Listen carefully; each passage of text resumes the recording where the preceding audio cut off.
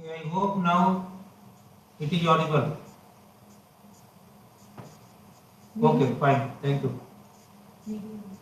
So we are discussing how 2D array will be created where the data should be taken from the user instead of taking the data into the program as a hard-coded value. So we are creating one list. This list A looks like a list. However, it is treated as a two-dimensional list or two-dimensional array. Okay, so we can create a list which is nothing but a two-dimensional array, or you can say two-dimensional array is nothing but it is one form of list. So that empty list we can create, or empty 2D array we can able to create. Then we are taking the data from the user as a list comprehension. So already we discussed the list comprehension where we can take the data from the user and using that we can able to create a list, populate the list. So the same we are using here for j in input. 4 values we are asking because it is going to be created a maybe maximum column should be 4, so that column you have to specify, that is necessary to give here.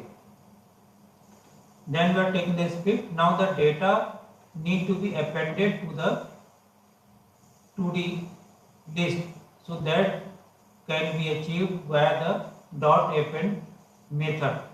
So now here we are running, asking the number of rows will be 3, asking for 4 values. Okay, so we are entering 2, 3, 4 and 5. Okay, so first row value was entered. Now the second 6, 7, 8, 9. Okay. Then we are going to make it to be 10, maybe -1, -3, maybe 0. Now you can see this array, which is 2D array, was in the form of having the 3 rows and 4 columns. So ultimately in the memory it will be stored into a contiguous memory location, but we are representing it into the notation of 2D array in the form of vector matrix. Fine. So that way we can able to take it. So various ways we can take the data inside the 2D array. Okay. So this is the same code we have. Now here you can say we are taking the same list comprehension is also happen here. So instead of taking the empty list, we can also take directly from the user into one of the variable which is nothing but a list, because we are using here the square bracket.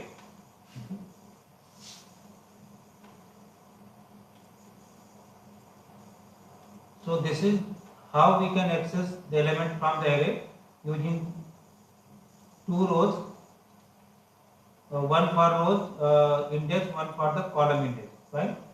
And if you want to add some values into the 2D array, it means we want to update, insert or some delete values into the 2D array, then we should use various methods. One is that using the insert, we can insert a value inside the array at a particular index. So which index you want to store, that we should specify, say a name of array.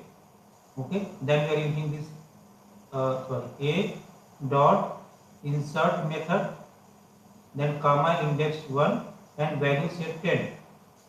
So what will happen, at the index position 1 in the array, value are going to inserted 10.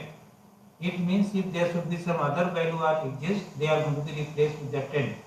Or we can add the value in the 2D array where each value of the row are going to be updated. So we can able to refer that by using the array name index 1, that saying that first row and we can give the values say 2, 3, 4, 5 if we have the 4 column. Similarly, we can update individual value in a particular column and row by using two index A1, index 2 of the column is 2 and giving the minus 10. If we want to delete the rows or we want to delete some value from the array, we can use the del name of array and index. Then the particular row is going to be removed.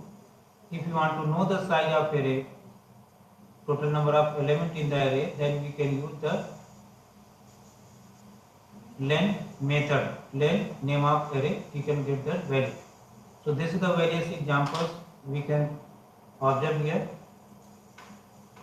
where we are trying to get the content to be deleted or maybe the content are going to be updated. So this you can see we have one array which I can able to print here as a, this is the array which are here. Now this is the final array which was going to be displayed here. So let's first display the array.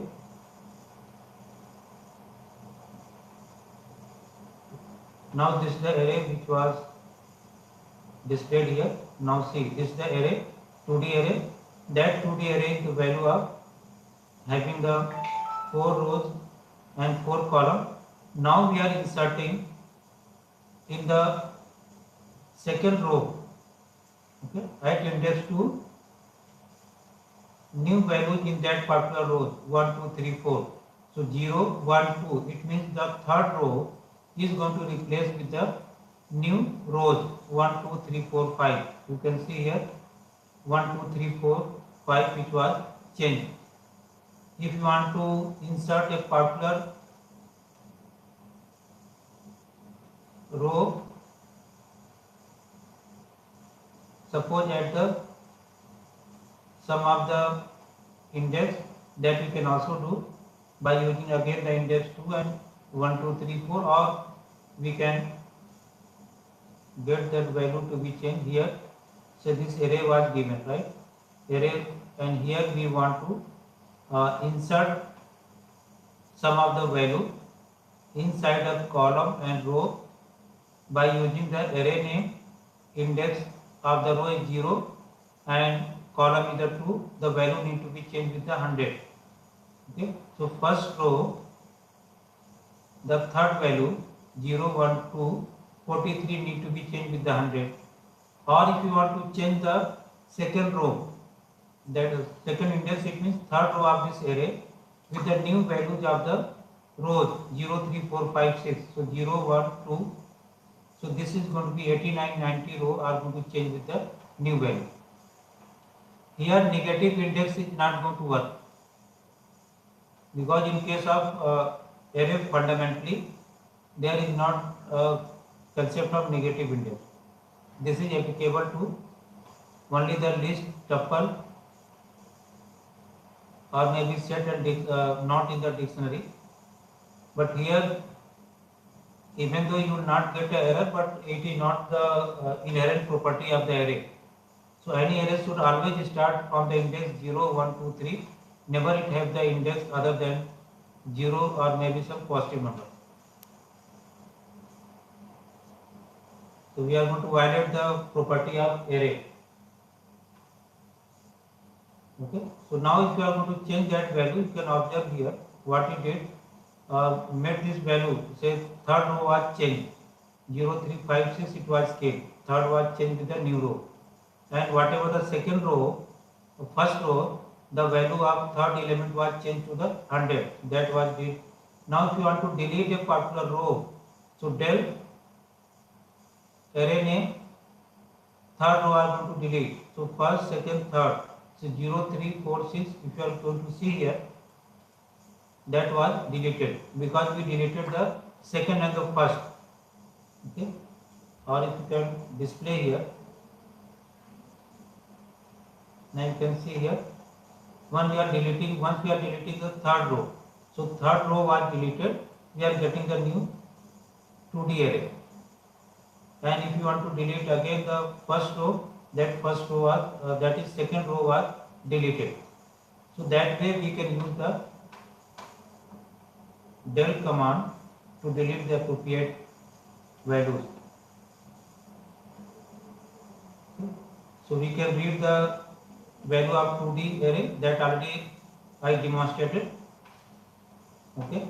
Either using one option that we can use the append statement. Through the append, we can use the list comprehension to read first row of a 2D array, or we can able to use the split method, and there we can use the two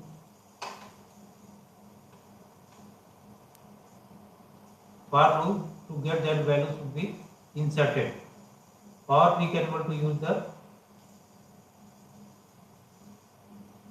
split method.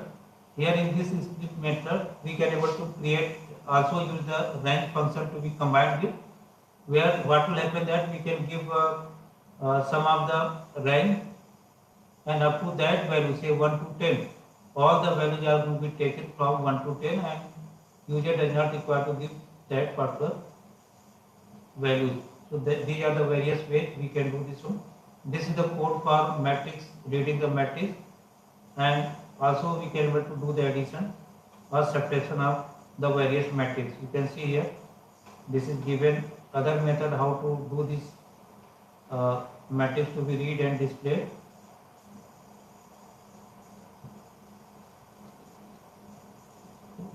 So this is the about how the various matrix operations can be performed. Now here you can see this is code which was adding two matrix. So here we given the matrix as a constant. Two matrices are given. Result we are required to store into the third matrix. So we have been used one of the resultant matrix which have the same size similar to the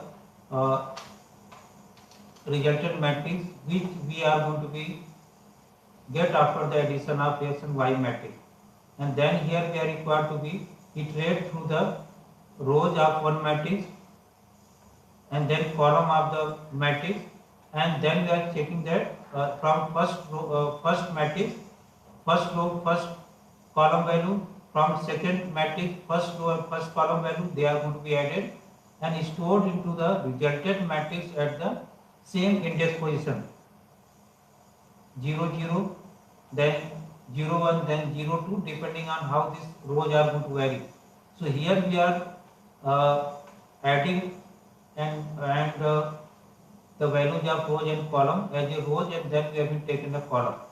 So after this addition, you can see we are getting the outcome 2 where all values are going to become 10, which are going to become 3 cross 3. So we can use these matrix operations to operate with two-dimensional array. Okay, fine.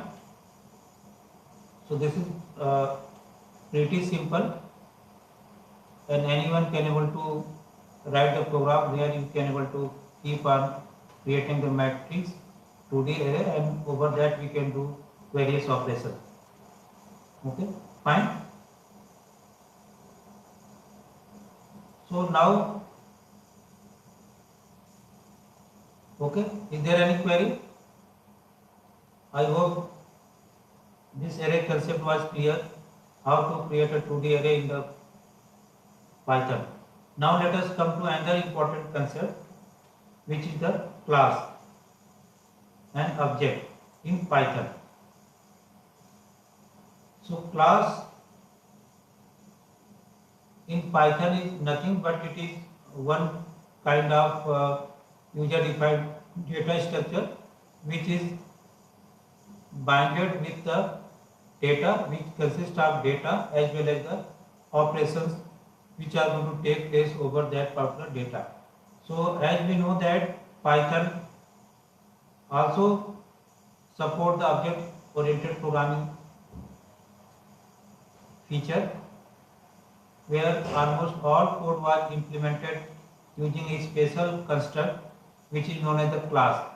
So everything in the Python was treated as an object. So Python, we can say, is an object-oriented programming language where every thing, every element are going to be treated as an object. So class is nothing but it is one kind of user-defined data structure which consists of data as well as the method. Methods is nothing but it is a function, or you can say the operations. These operations are going to be applicable over the data which are consist inside the class. So what are the different operations which this data going to be operated on, that should also going to be consist inside this class as a single unit. So every class should be consist of a data parameter as well as the operations method. So you can say that class is nothing but it is going to become a code template or the blueprint for the object. So object is an instance of a class and occurrences of a class, just like a real life entity, which consists of collection of attribute and the method. So once we say that we are going to create one object, it means this object consists of data which is nothing but attribute, parameter and the method, that is the function. So this object will be a collection of various data variables basically and the functions. These functions are going to be perform some operation over those data which is consist into the object. So we are going to use the object of a class so that we can perform some action over the data which are part of the class. So object has attribute and the methods which are attached together, where attribute represents the property of object whereas method represents the behavior. So what should be the behavior of object? That will be going to be represented with the help of method, and these behavior are going to be work over the data attribute. You can visualize this object and class terminology via this graphical view. Assume that we have one object which are going to be created, that should be keep the state as well as the behavior. It means every object should keep the data part and the logic part, it means function part. For example, if you are going to create one software object, it is not a real but it is a software object, not a real life object. So software object should consist of the state data part as well as this object will consist of logic part, that is the behavior, algorithm or operation which you can say. For example, if you are going to take the box is the object, this object have a state, have the data. What should be the data? Box have a length, box have the width, box have the height, box have the color. So these state or the data part is nothing but it is an attribute of the box object, as well as over this box we have different behavior, different operations or methods which are possible. So behavior can be, for this particular object, can be compute the area, compute the volume, display the shape.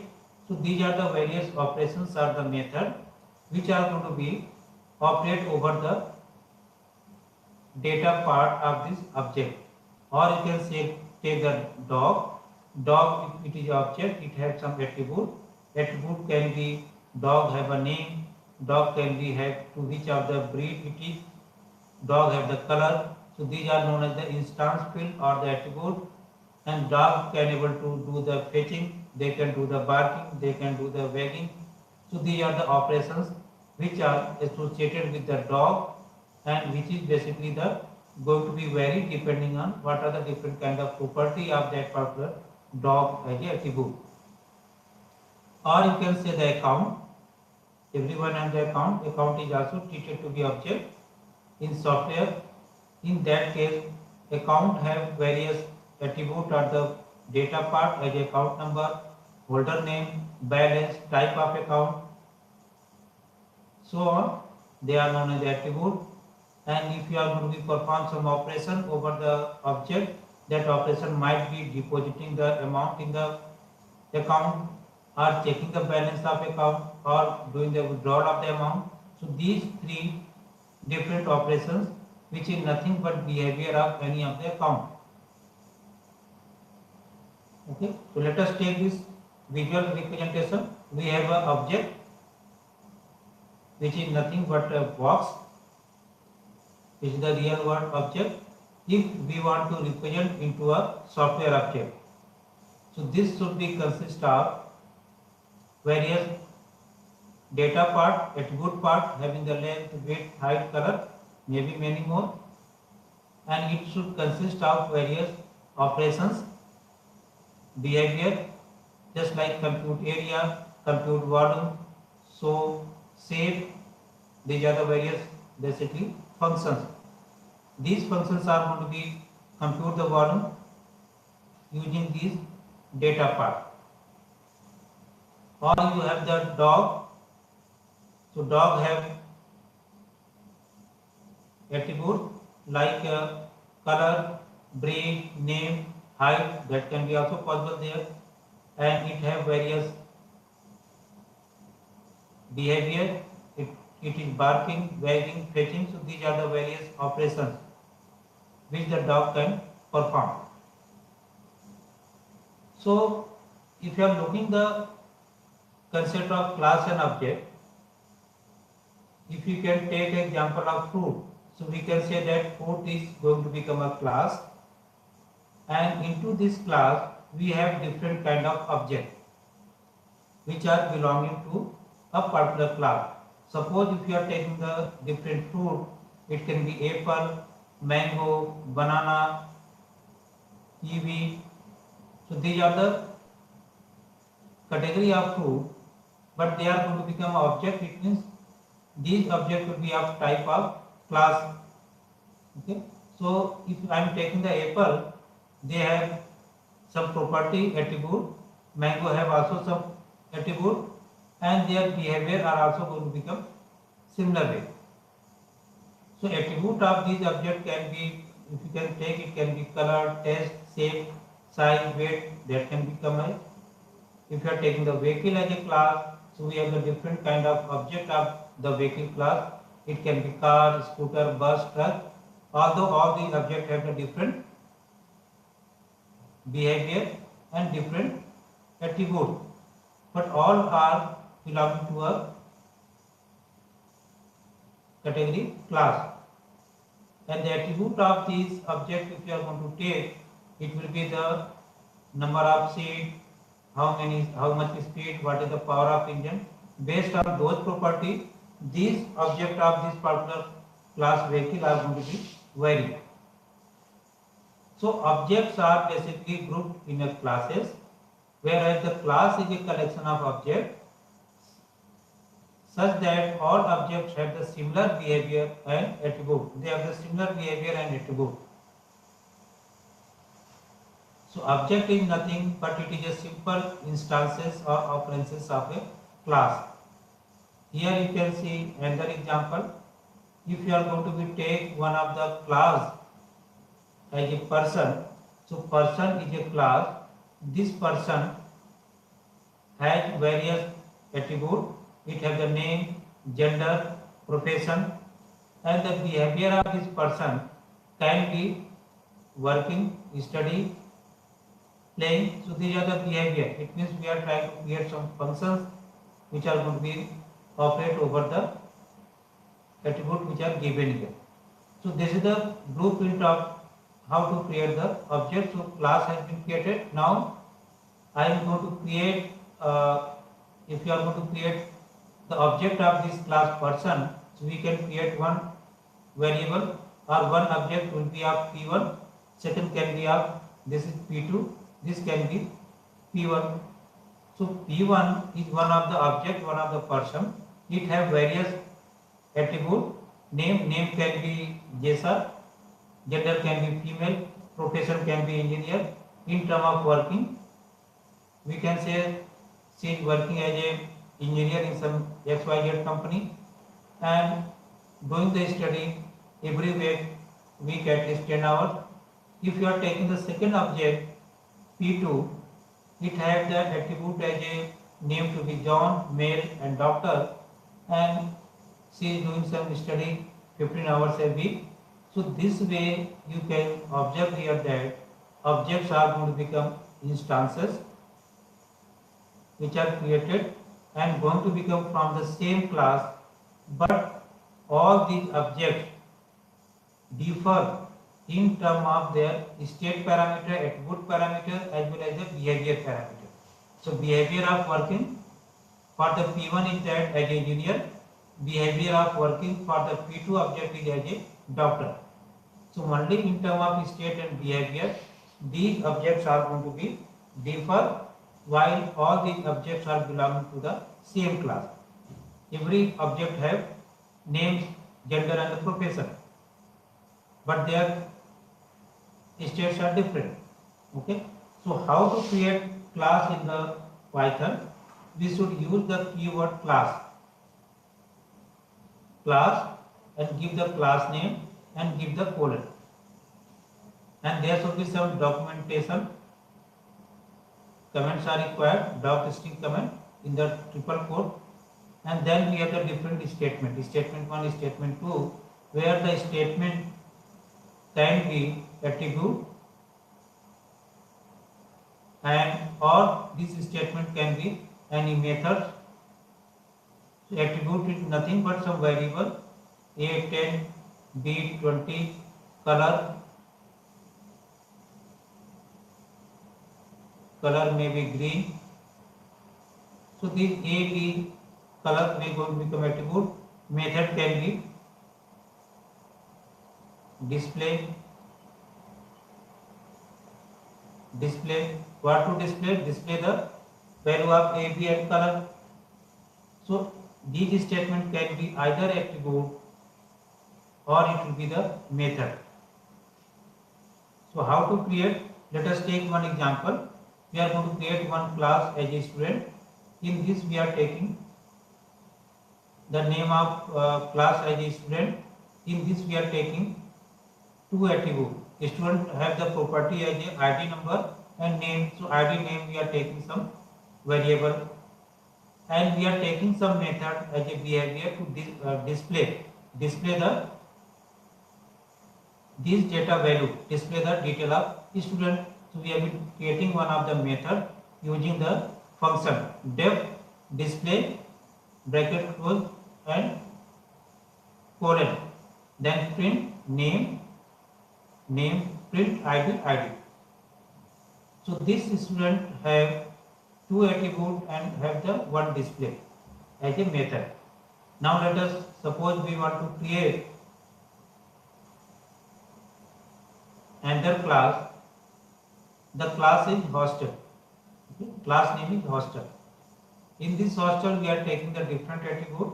The property of hostel can be how much capacity of that hostel, what is the address of a particular hostel, or what should be the name of hostel. To this class hostel we require different kind of operations. So one operation I defined as a display, def display self. This is one argument we have to take. This argument is one of the keyword which are given to this particular method which we are going to define inside a class, which represent that it is the current instance of the class. Self means self instance, self object class we are talking basically.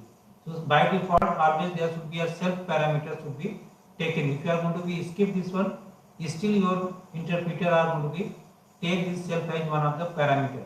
So correct way that we should take a self which are going to represent the same instance of the class, current instance of the class.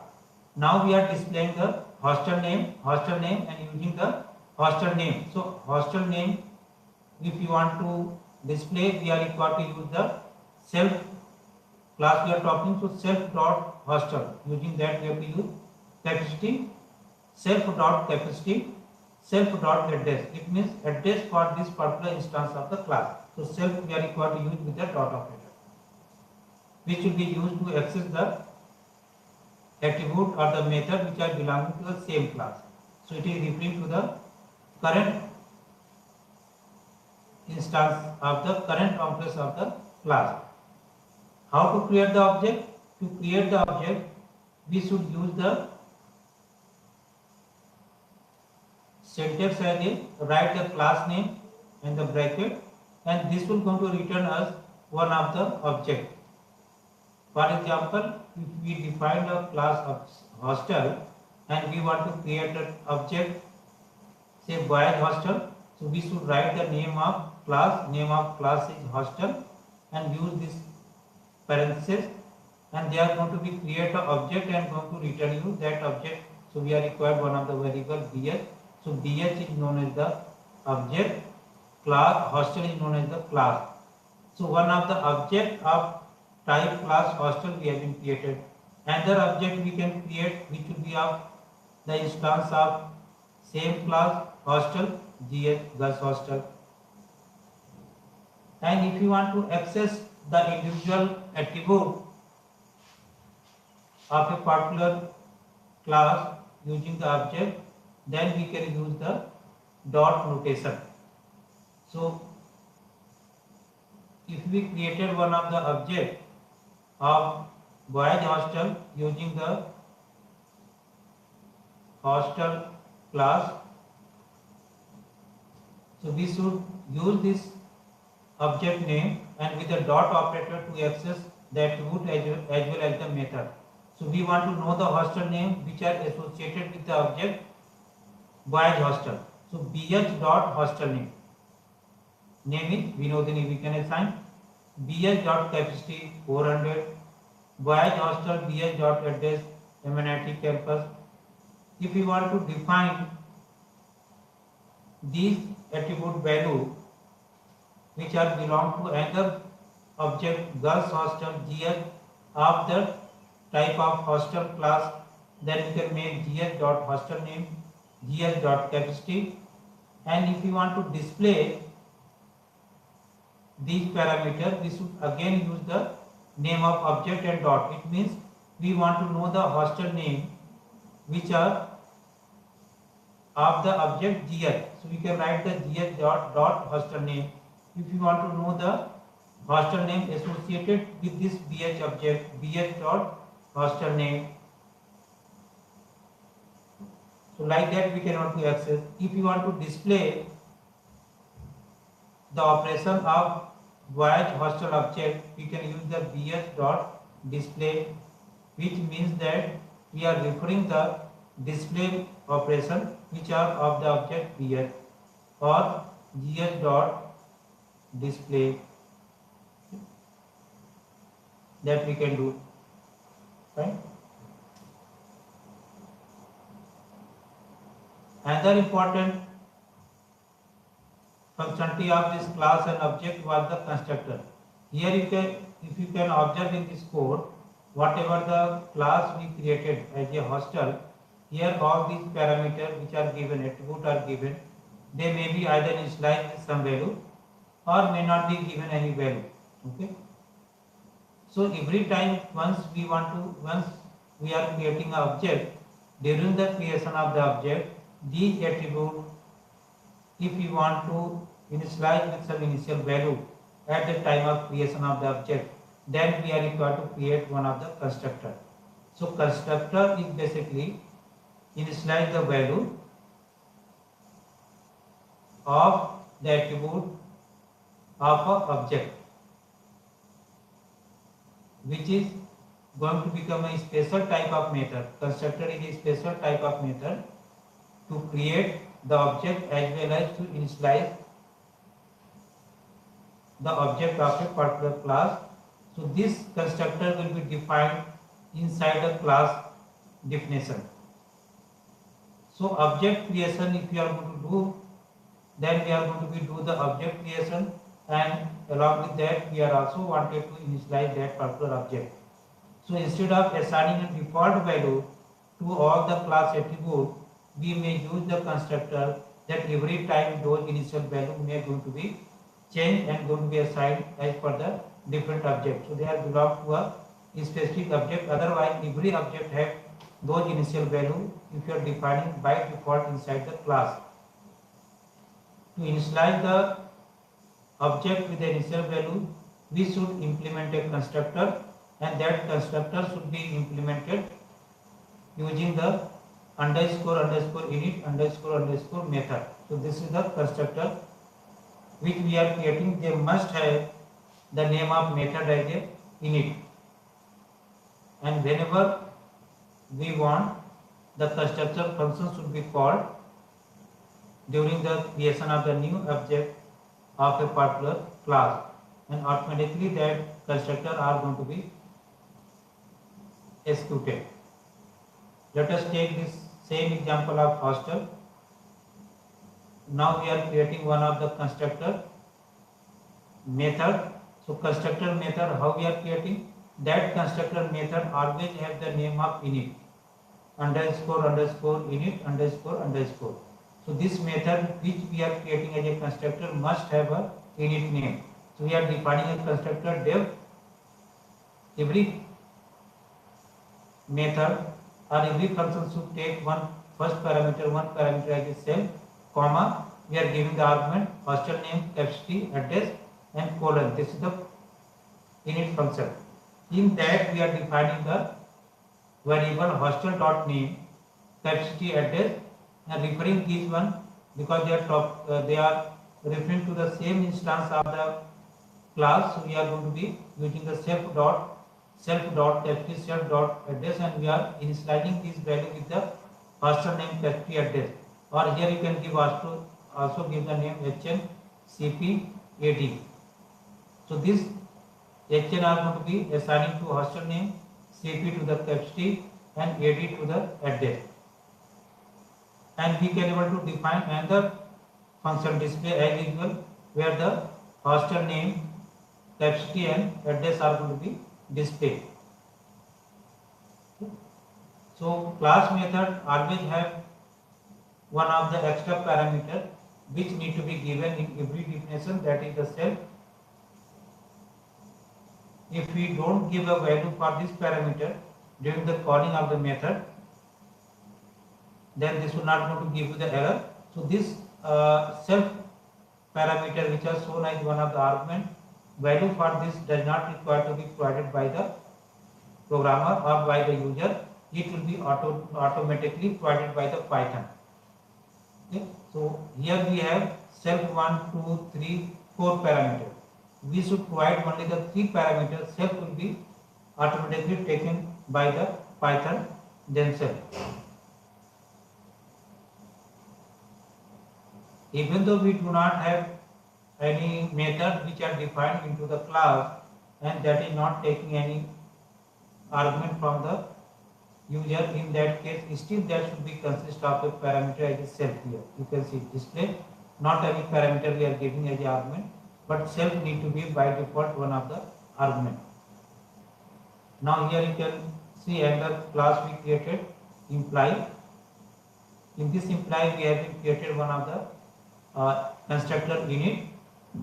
Self is the one parameter which is necessary. Then imply name, gender, phone number, profession. Can you tell anyone which type of argument this ename, whatever this ename argument we are giving, which type of this ename argument is in this function? Is it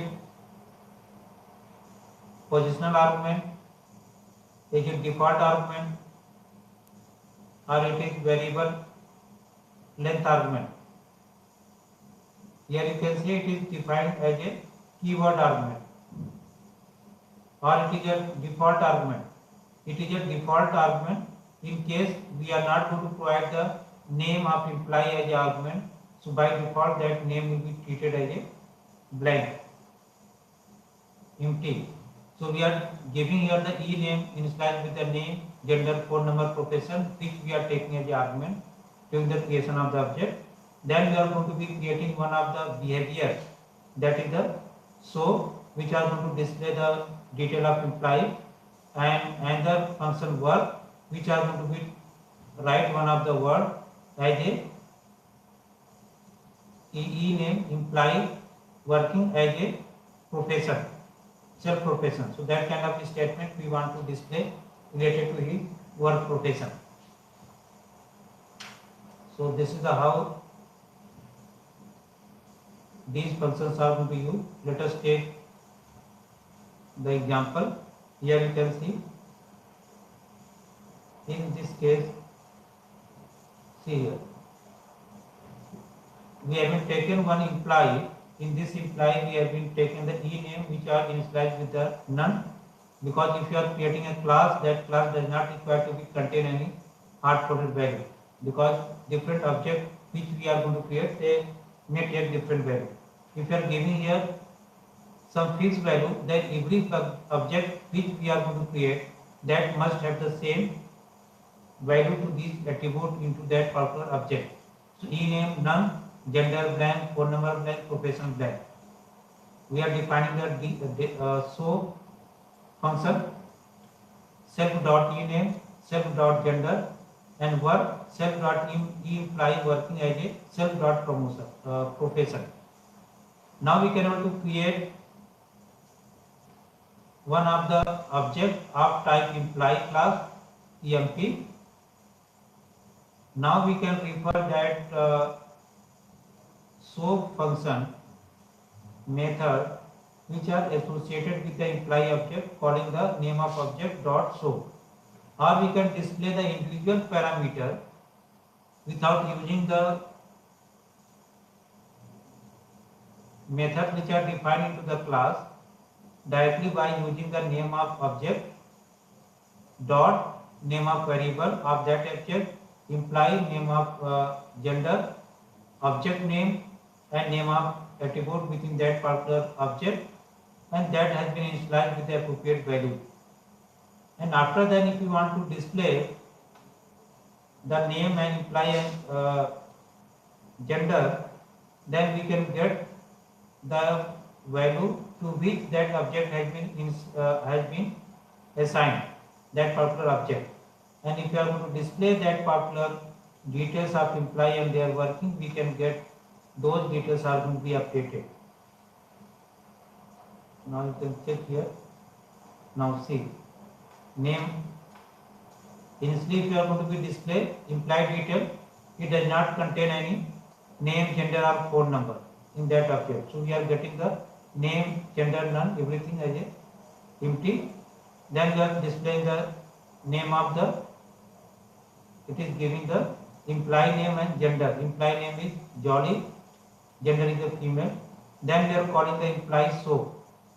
So employee show will again display the name, phone number and gender.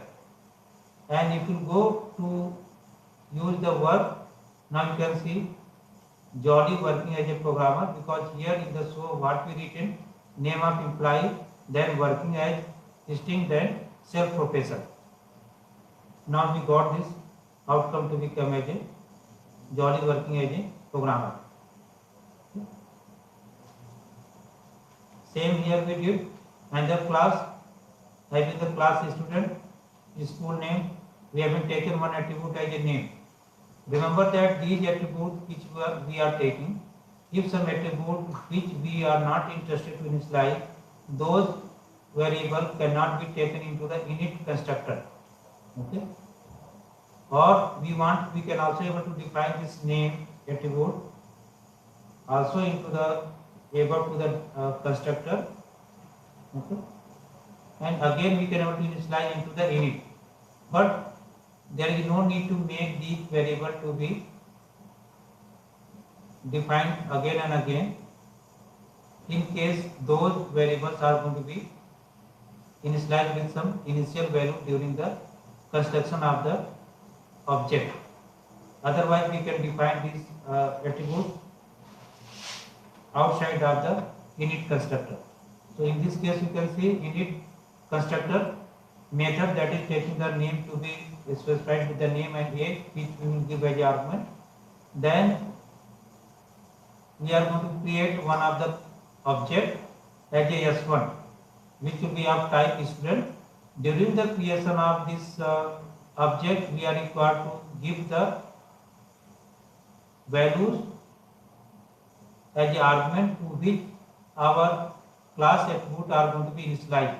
So because we created one of the constructors, so whenever the constructor are going to be created, we must have to provide the parameter argument along with the name of the class. Here you can say Harry 17 was given. Now S1 will be displayed as S1 dot name, S1 dot age. It means the attribute related to the object S1 and age related to the object S1. Even though we can display directly the attribute of a class using the name of the class, student dot school name. So by default some school name are going to become which are defined into the class student. Or we can modify those instances of the variable using the object name S1 dot name Jesa, S1 dot age 16. So initially we have been initialized with the Harry and 17. If you want to display this name, we are getting the Harry and 17. Institute name, school name is coming as a MNIT. Now we change the value of name into the object S1 with the Jesa, age to the 16. Now we can get again this value are going to be changed, Jesa and 16. Okay. If you are changing the school name of the class with the triple IT quota, that should also going to be changed. Now here you can say the institute name of class student dot school name triple IT quota. So this way we can able to make the various operations.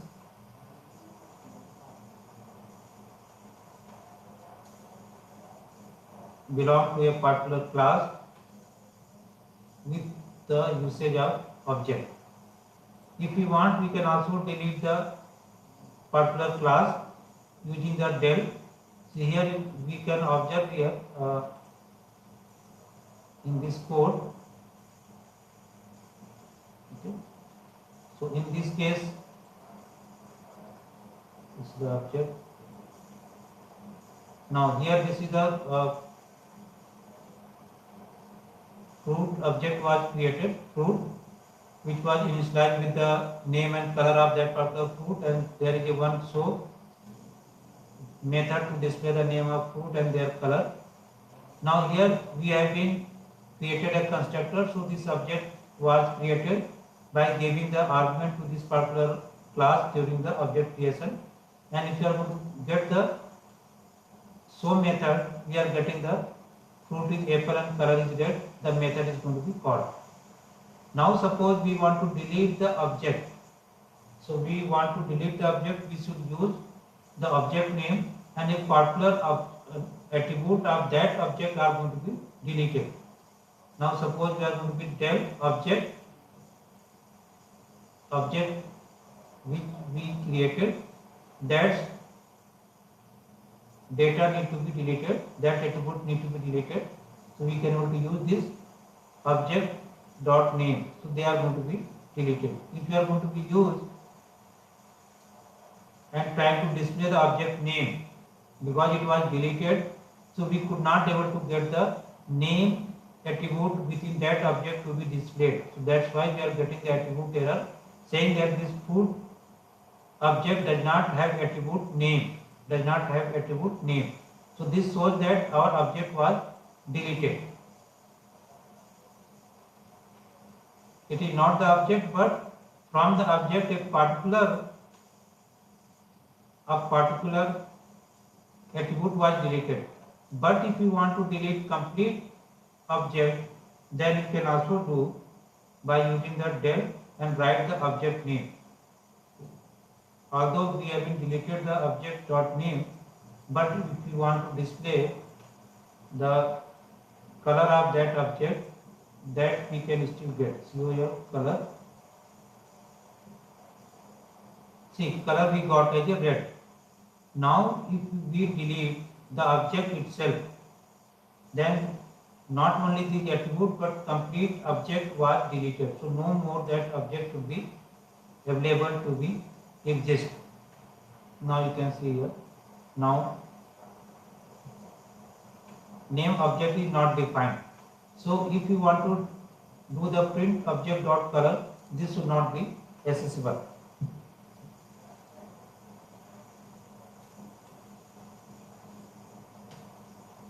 Okay, fine.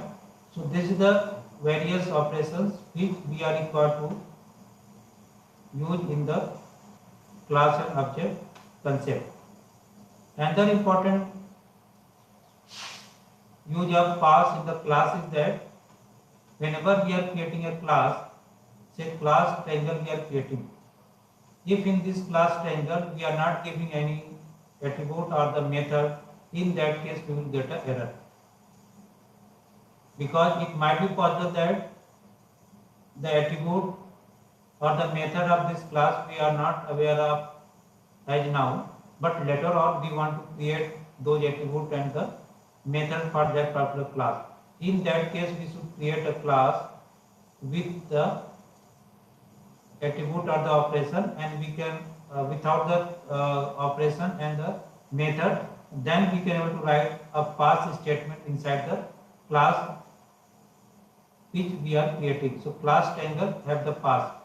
Now later on we can able to create the object of type triangle, t dot triangle, and then we can able to define any number of attributes we wish to be defined for that particular triangle class, as well as if we want to define any of the method for that triangle class later on, that we can also do, like we are doing the definition perimeter object, some variable we are passing, and we are taking the addition of that x and y coordinate, and then we are going to display that,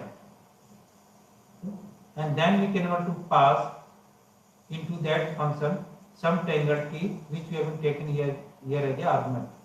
So now this is going to work perfectly, where you can observe that if I am not going to use this pass and I want to create this class with the empty parameter and the method, then this will not going to compile, it will give the error.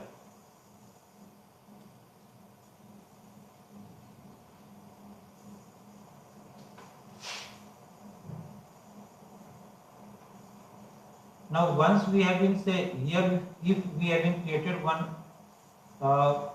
attribute into this t object at txy, and we are using the perimeter object, later on if you want to create another object, in that case let us check whether they will allow or not. Say we have created the p object and giving the p to be as a t. Okay. Now let us check it, and maybe this is after the printing of this perimeter, so that can be allowed. Now you can say 60. Now here it is coming the definition. Okay. You could not call that before that.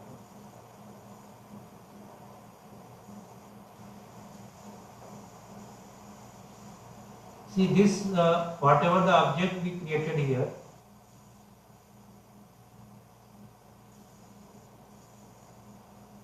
that is not executing. Now it is came to be only 40, it is coming there. Now this was about object was 60 and 40.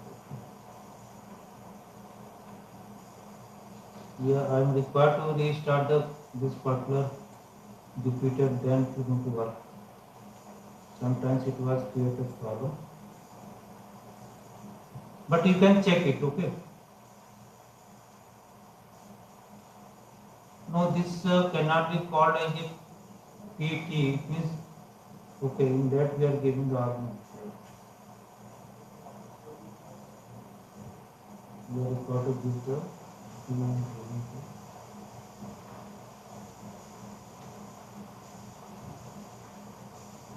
Let us check.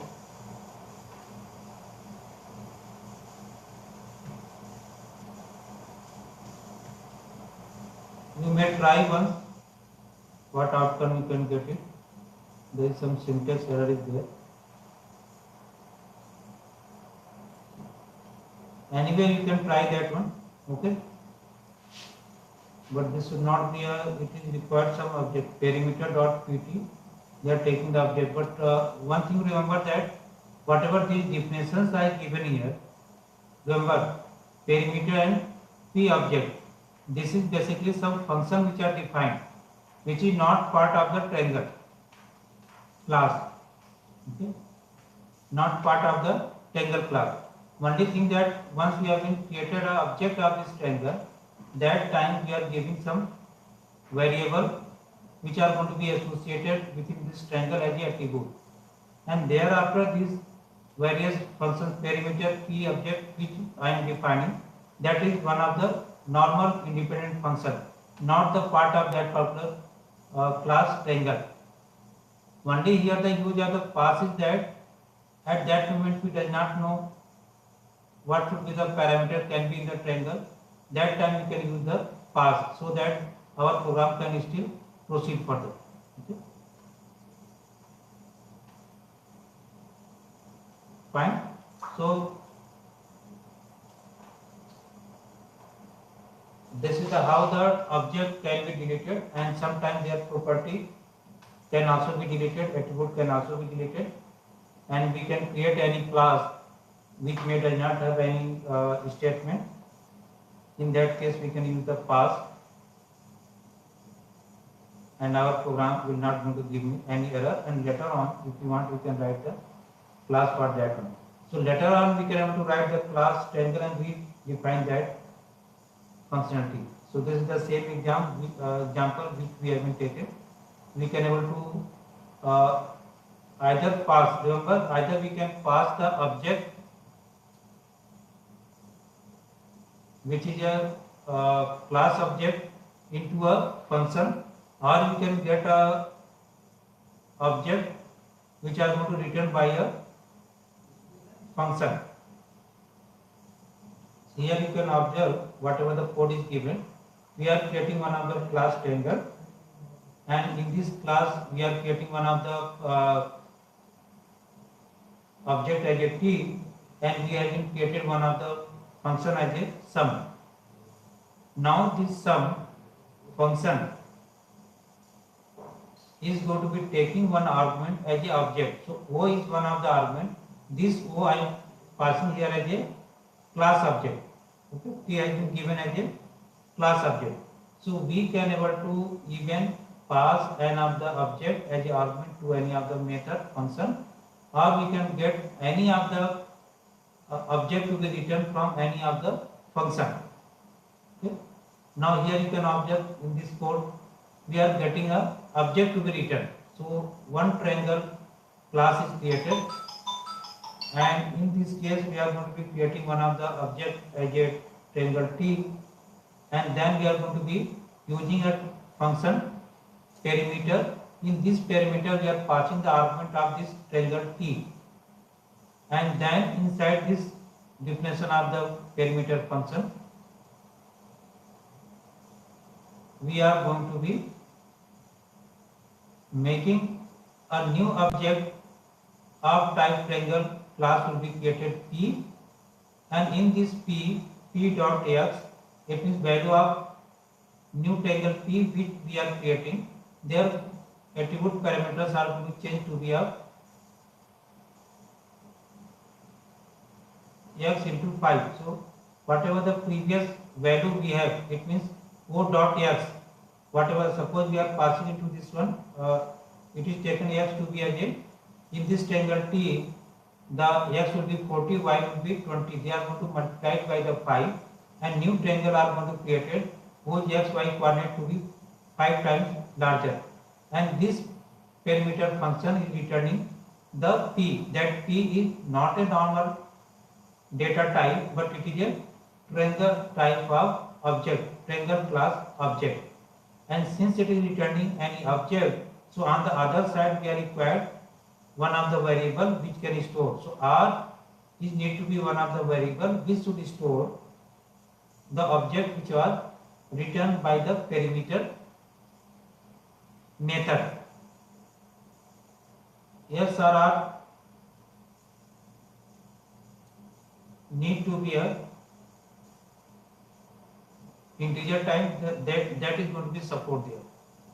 So this R, if you are going to take it, even though we can make this R to be of to be taken to be as a one object, say R equal to triangle, that we can able to take it, that can be taken there.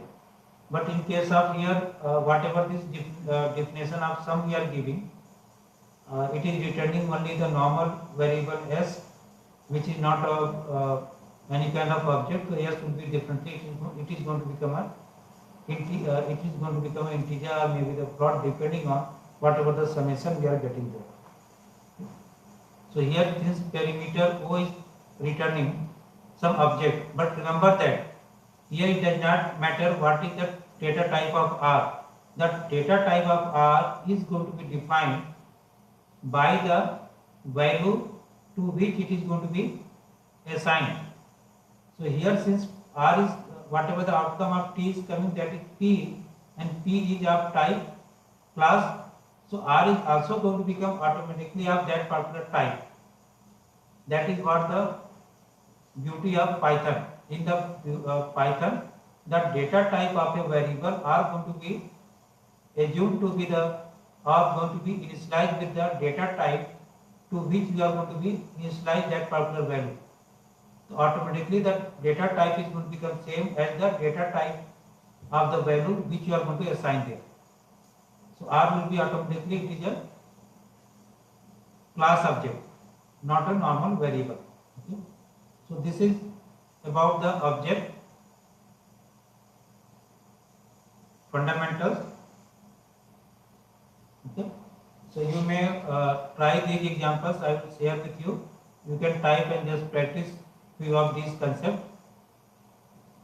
Fine. So this much in current session.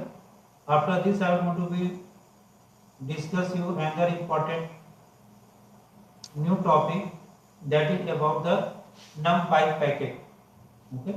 So we will take 10 minutes break, and after this 10 minutes of pause, we will again restart this session and continue the one of the important library, or you can say the package, which is the numerical Python.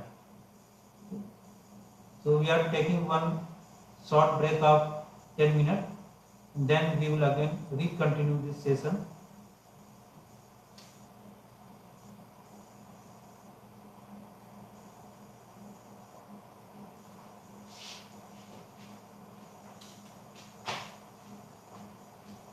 Pause कहाँ से होगा?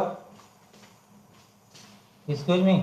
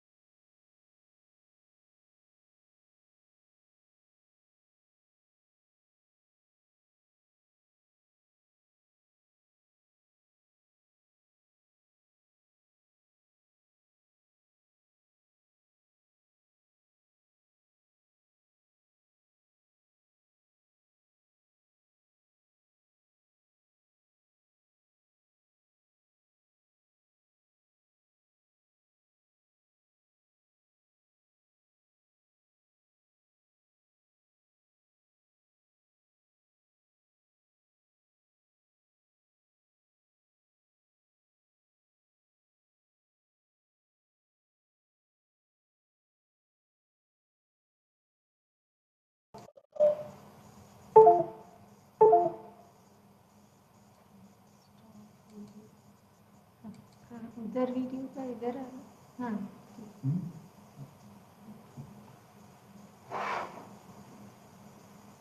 Now welcome you back.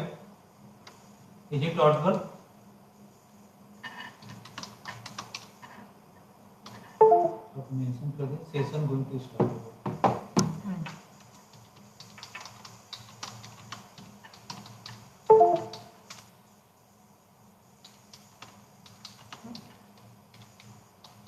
Is it audible?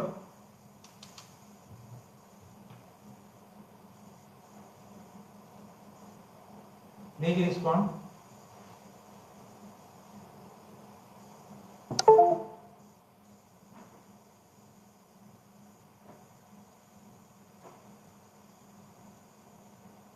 Okay, thank you. So we have different packages in Python which was designed for some specific task. So already we talked about what is module, what is package, what is library.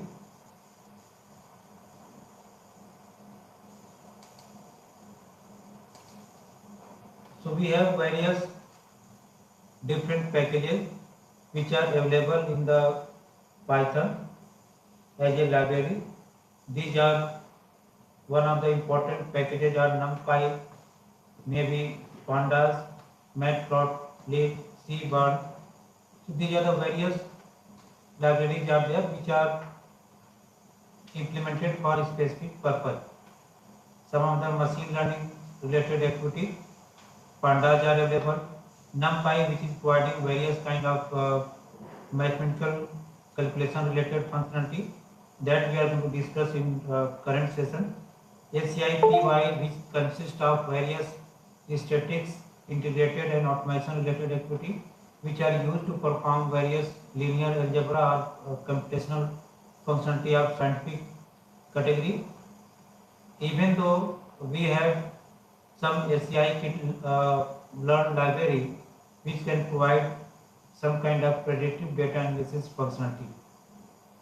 Okay, so we have a lot of functions which are provided by different popular packages. If we can do the Google, you can get lot of popular packages, and out of these many packages will be of much more importance which are going to be used in the various applications. For example, say this is one of the PyTorch packages there which are consist of various methods, algorithms or programs which are related to the computer vision as well as the NLP processing, natural language processing functionality, which is one of the largest machine learning library which are available, which can provide the tensor computation. So basically tensor is multi-dimensional array. We are saying here in case of the normal programming language as a vector, but in terms of machine learning, those two-dimensional or multi-dimensional vector is known as a tensor. So these tensor require various kind of computations, which is the huge size of tensor. So these related computations we can able to do using the PyTorch related methods which are defined into this particular package. This Tesla is also using the PyTorch package for doing the autopiloting programming, or maybe using the self-driving technology to implement in this Tesla car. They have been depending on this PyTorch freely available methods. Okay, so we are going to be discuss in coming sessions few of the most popular packages which are going to use into the machine learning, especially in the deep learning, maybe going to use in other kind of interactive web application development. So one by one, from tomorrow onward, all these application of various packages are going to be discussed, going to be shared with you, which we can use in the various applications. So one of the important package which are used is the NumPy package. NumPy stands for the numerical Python. Okay? So NumPy represents the numerical Python, which is one open source library which is widely used in various science and engineering applications, which contain multi-dimensional array data structure. Basically, it will be consist of homogeneous data into the multi-dimensional array, or it can be n-dimensional array, which is known as the ND array. And these library, these package have various functions which can operate over these n-dimensional, multi-dimensional array data structure in more efficient way. Generally, if you are going to be used the array which we discussed in the previous today's session, is that array we can create using the list. Okay, using the list we can create the array. How? We can create a list inside a list, and that way we can able to create one of the multi-dimensional array, especially two-dimensional array. But if you are using this list to create the multi-dimensional array, in that case this will not able to serve the purpose of use scientific computation, where the data was stored into the multi-dimensional array, because the process of creation and doing the access and doing the computation, if that element are stored as a list to represent the multi-dimensional nature of an array, it is going to become too much slow to process. So NumPy will going to provide some array object which is going to become much more faster than the array which we are going to create using the list. Even though this NumPy providing such kind of functionality to operate over the different operations on the 2D array or maybe 3D array or multi-dimensional array, which are going to become much more faster, maybe up to the more than 50 times faster than the traditional array which we are going to create using the list, and if we want to perform various kind of computations on those multi-dimensional array. So NumPy have such kind of functionality which are going to provide you at least more than 50% faster operation over the multi-dimensional array. So generally this NumPy package was written in the Python, but it is also written using the C and C++ language. Some of the part or some of the portion of the functionality in the NumPy package is also written using the C and C++. Whenever we are required the faster computation, to make this to be faster computation, some of the functionality and code was written into the C and C++. Okay, that how the NumPy was implemented. So array object in NumPy is basically which are going to be one of the major concept of NumPy, that is going to become known as the ND array. So that multi-dimensional array object is known as the ND array. So NumPy providing various kind of supporting functions that may work on the ND array, n-dimensional array, in a more easiest and efficient way. This you can see the source where this NumPy package is available. So NumPy organization is there where the NumPy package is available, who has been implemented that one. Okay, this NumPy have a powerful n-dimensional array. You can see the property. It can providing the various kind of commercial computation tool. It means it have the various comprehensive mathematical functions where we can create a random number, generate, we can perform some kind of linear algebra, routine Fourier transform, integration. So various kind of numerical computational related operations are available into this NumPy. It is open source, it is easy to use library, and it is going to become interoperable where this NumPy support wide range of hardware and computing platform which can work in the distributed environment where you can able to use the GPU, and even though we have the sparse arrays are there, larger array where majority of the content is not going to become content are going to become zero, in that case it is also going to be performed better.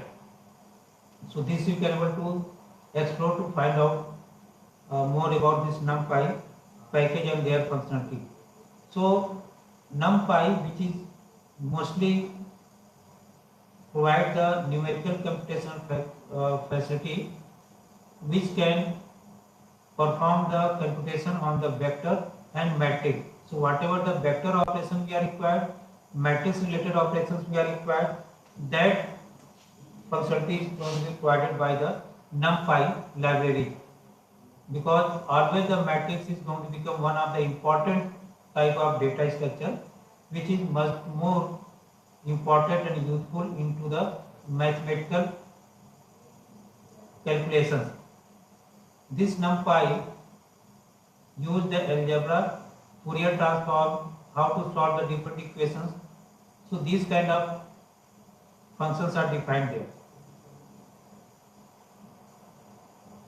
And as I told you that NumPy array which has been defined using the NumPy function, that is going to become much more faster than some of the array which we are going to define using the list. So NumPy array operation which we are doing, that is going to become more efficient computation as compared to the computation we are doing with the arrays which was defined using the list. So Python does not have a straightforward way to support matrix data type or matrix operation. However, our NumPy have the straightforward support where we can able to create a matrix type of data, and we have various kind of ready-made inbuilt operations. Through that, all the matrix operations can be performed. Matrix operations which are going to become much more complex, and sometimes it will be required huge computation when the size of the matrices are going to become too large, dimension is going to become too huge. So these matrix operations may be involved addition, subtraction, multiplication, maybe sometimes transpose we want to compute, or some of the column of the matrix we want to read, or some of the portion of the matrix we want to slice, or sometimes we want to decompose that matrix into the lower upper tabular matrix, or maybe the upper diagonal matrix. So various kind of decompositions are going to be provided, and so on, many more functionalities are available there. So NumPy is a fundamental Python library which is primarily known for its powerful n-dimensional array object creation, where, as I told you, that vector are strictly 1D array. If you are saying the vector, it means 1D array. If you are saying the matrix, that are going to become 2D array, or maybe higher dimensional matrix we can also able to create there.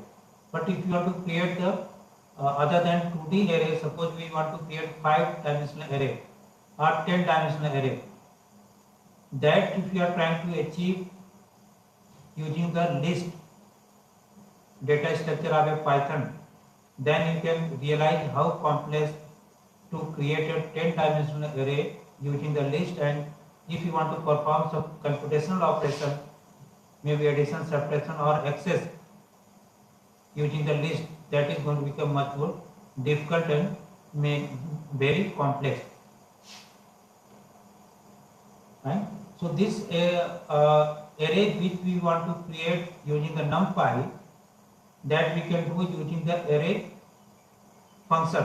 As I told you that during the package and module creation, whatever the package we have or maybe the modules we have to use that name. So we have the numpy. Numpy is a package. Into this we have a function array. So how we can create an array? We have the array is the name of the function and numpy is the package where this array has been available there. So array will take the object and it will take the data type, take the copy, true or false order, in which order you want to create that array, and this will take the subbook as a false and how many dimension you want minimum, that is going to be specified as a another parameter. So this parameter which we are giving, object is basically any object which we want to expose that to the array interface method, so that it will going to return an array, or D type it will going to be specify the desired data type of array, which is optional sometimes. Copy will going to be used to be optional. By default it is true. It means that that object which we are giving here, that object are going to be copied. Okay, that object will be copied in that object which we are giving to the numpy array, numpy dot array. In that case, whatever this object we are giving, that object should be copied. Order we are specifying whether we want in the row measure order or column measure order, and in any order. By default it will be taken as a any order. Sub will going to be return array which are forced to be base class array. If this will be true, it will going to return some sub class which are going to be of some category into this array object of array class. Ndim is going to specify the minimum dimension of the resultant array which we are expecting. So this is the one of the normal generic syntax for the array creation, which we are going to discuss one by one in the demonstration. So these source code related to the numpy package we can locate inside the directory github.com numpy. So here you can observe this library will be freely available. Okay? That you can able to explore to know much more about this source code of the numpy. Okay? So how we can create a numpy array? We should use the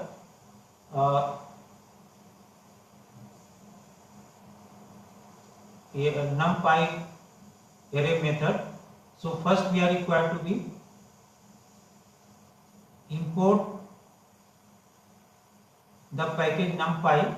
So we are importing this package as a import numpy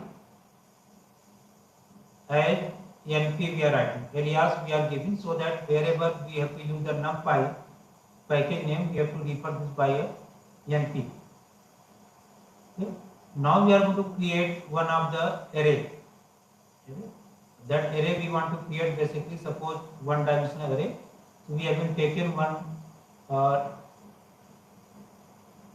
list 1, 2, 6, maybe say 8, and we are going to be using this numpy array method.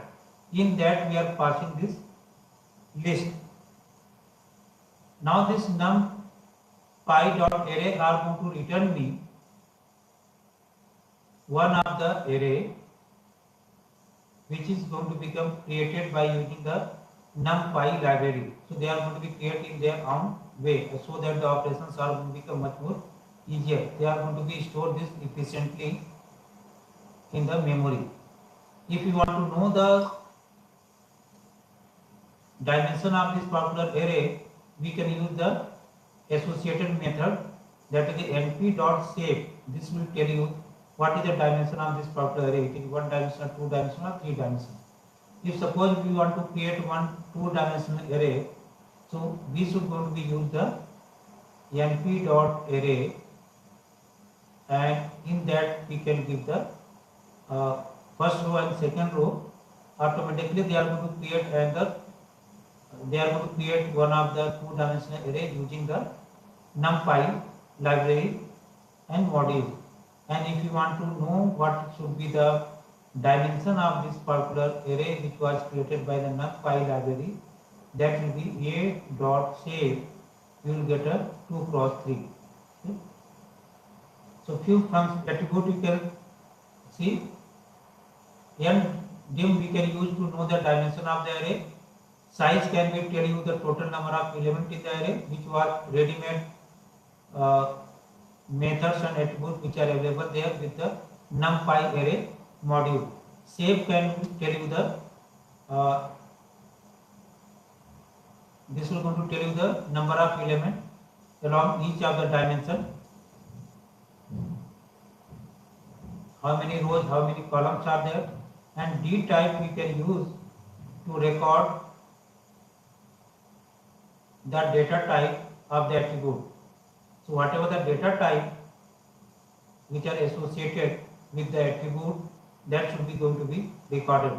So array are generally going to become homogeneous in nature. It means they are going to be consist of element of only similar type of data.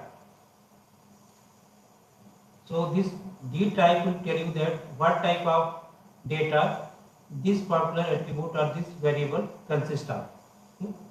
So let us take various functionality of this NumPy library. Take this one, NumPy. For that to use, we are required to create the import statement to be written in your code. So here you can observe we are calling the import NumPy as np. Okay. Then we are going to create one of the array using the NumPy library. So we are writing the np dot array, and we are giving the one list. And if you are going to print this one, we are getting the 0, 1, 2, 3, which is going to become one of the one-dimensional array. If you are going to make this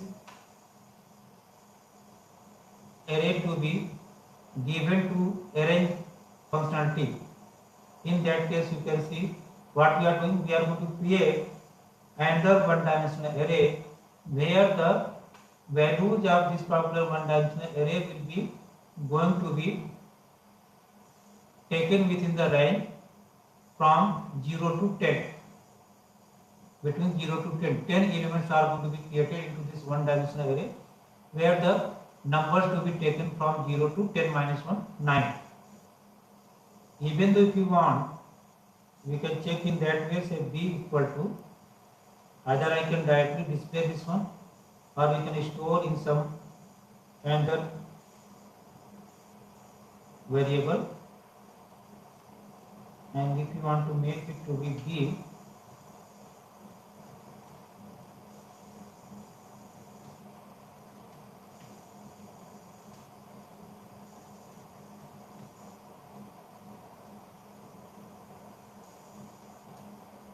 see we are getting the this one-dimensional array which are created and taking the values in this from the range 0 to 10 minus 1. Now if we want to create two-dimensional array, we can write in this np dot array, we can give the another list to be of the second row. Suppose we are given the 2, 4, 6, 8. Now if you want to check it,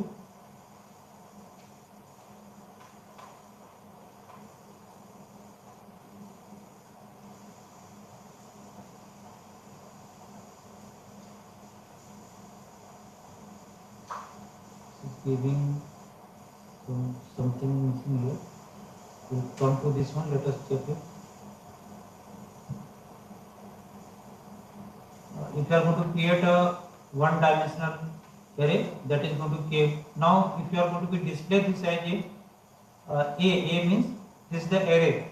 If you are doing this print array, so if you are doing this print a, we are getting this to be displayed as a form of, looks like as a tuple, but it is a one-dimensional array. It looks like as a list basically. But if you are going to be type only the name of array, and that is going to display, then we will get that it is one kind of array. So type will be going to become array. Let us check whether it is going to work or not. Type of A. What should be the type of A? Now check it here. What type of data this A is created? This data variable A will be of type numpy.nd array.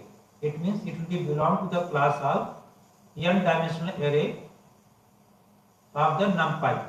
So numpy are going to take your multi-dimensional array to be managed in its own way, and this will going to provide you the various important functionality which are going to operate efficiently over the large dimension multi-dimensional array. So now here we can see this one what we are getting here. Okay. Now here in this case, if you are typing this display the matrix A, array A, and then printing type A. So at a time only one is working. So if you want to practice it, you can type one by one, and then you can see what are the resultant is coming there. In case of Jupyter and Colab, but if you are giving the command line, so obviously you have to give one by one. Okay, if you want to know the dimension of this particular array, this is the one dimensional array, so we can get this to be 1. And if you want to know the shape of this one, it means what is the size of that one, we can get that it is a 4 element.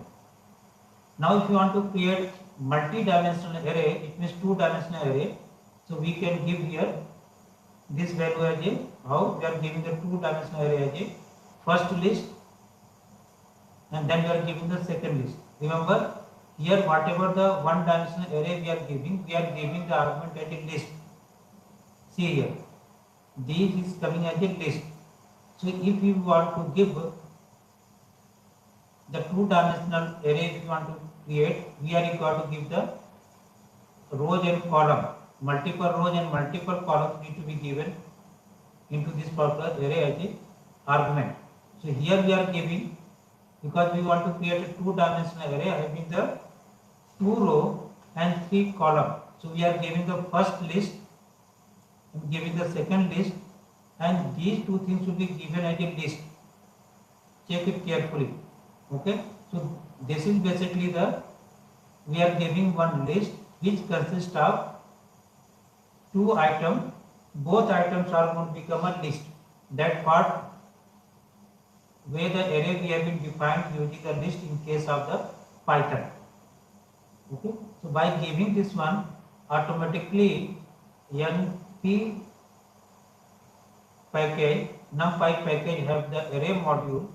That modules are going to be convert that particular 2-dimensional array into its own array format. Now you can observe here, we are getting one of the array having the 2 dimensions. If you want to know the dimension of this array, b.end, array which was created, its dimension is .end. This will give us the number of dimension, which is basically 2. 2 rows are there. This will tell it is the 1D, it means 1-dimensional array, or it is the 2-dimensional array, or maybe it will be the 3-dimensional array, or maybe n-dimensional array. So dimension of that array will be 2, it means it is a 2D array. If you want to know what is the size of matrix, it will be 3 cross 3 or 4 cross 4. So the size of matrix can be known by using the dot shape method. So B is the name of array which was created by the numpy array function. P dot shape, this is giving me the 2.3. This says that 2 cross 3. This is saying that our B matrix is two-dimensional array having the 2 rows and 3 columns. If we want, we can reshape the array and want to give any new shape to that particular array without changing the data. In that case, we can use the np.arrange. Say .arrange what can do? This np.arrange will going to be create one of the one-dimensional array having the 6 elements. Let us check here what we are doing. This np. So it is creating one of the one-dimensional array having this 5 element, 6 element starting from 0 to 5, and then we want to reshape this one-dimensional array into different shape. New shape we want to give this one-dimensional array. So what we are doing, we are taking this reshape function. So giving this array name array dot reshape this array A into the shape of 3 cross 2. It means this one-dimensional array should be created as a 3 cross 2. It means having the 3 rows and having the 2 columns. And if you are going to display this, we can get it reshape new shape of the one-dimensional array as a 3 cross 2. So generally, if you are going to use the machine learning algorithm, maybe deep learning, there we are required to do some kind of convolution operation, maybe some kind of pooling operation, where the shape of the different matrices n-dimensional array need to be keep on change into the different shape and size. There it will be required to be used frequently. Okay, so that is the importance of reshape. If this reshaping we want to do in the Python, where we created one of the array using the list data type, then this type of operation, if you want to do writing the code, it is going to become much more complex and difficult task. Therefore, this NumPy is going to be provide such a functionality which are going to make the various computation over the n-dimensional array to be much more easier and efficient. Now let us check another one. We are creating another array which will be of multi-dimensional, where we are giving 1, 2, 3, 4, 4 rows, 4 cross 2. So this value we are giving as a list. Okay, as a list, that is generally we are creating, but we want to convert this using the array function of NumPy in their own internal representation. So they are going to give me a new matrix C. If you want to display this matrix, we are getting the to be a one of the multi-dimensional array, which will be a two-dimensional array. If you want to display this dimension of this particular array, we can get the n dimension shape we have to use. So n c dot dim and shape. If you want to know this n dim, you can check what is the dimension of that. It is coming to be of dimension of 3. And if you want to know the shape, yes, shape, we are getting this to be of the dimension 2. It means this is basically going to be this you can say this is 3-dimensional array basically. Okay? It is coming to be some 3-dimensional array having the 2 rows, 2 column, and there should be third dimension will be of 2. Okay? That's how it was given there. So this is the shape of this particular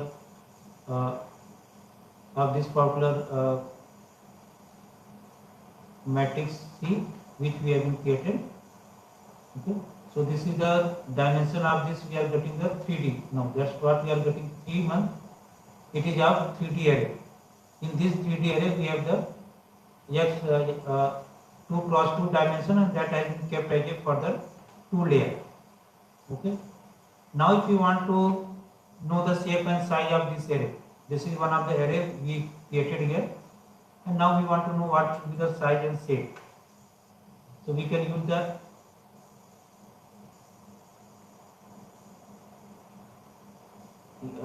array example. Now we can see the number of dimension. It will be a 3-dimensional array, and if you want to know the size of that one, we can make to be of size of this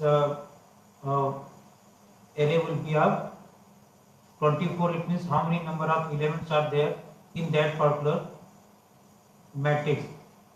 And if you want to know the shape, we can use the dot shape operation, which are going to become 3 cross 2 2-dimensional array, which are kept as a layer of 4. So this would be 3-dimensional array having 3 rows, 2 columns, and that was kept as a 4 different layer as a state. If you want to,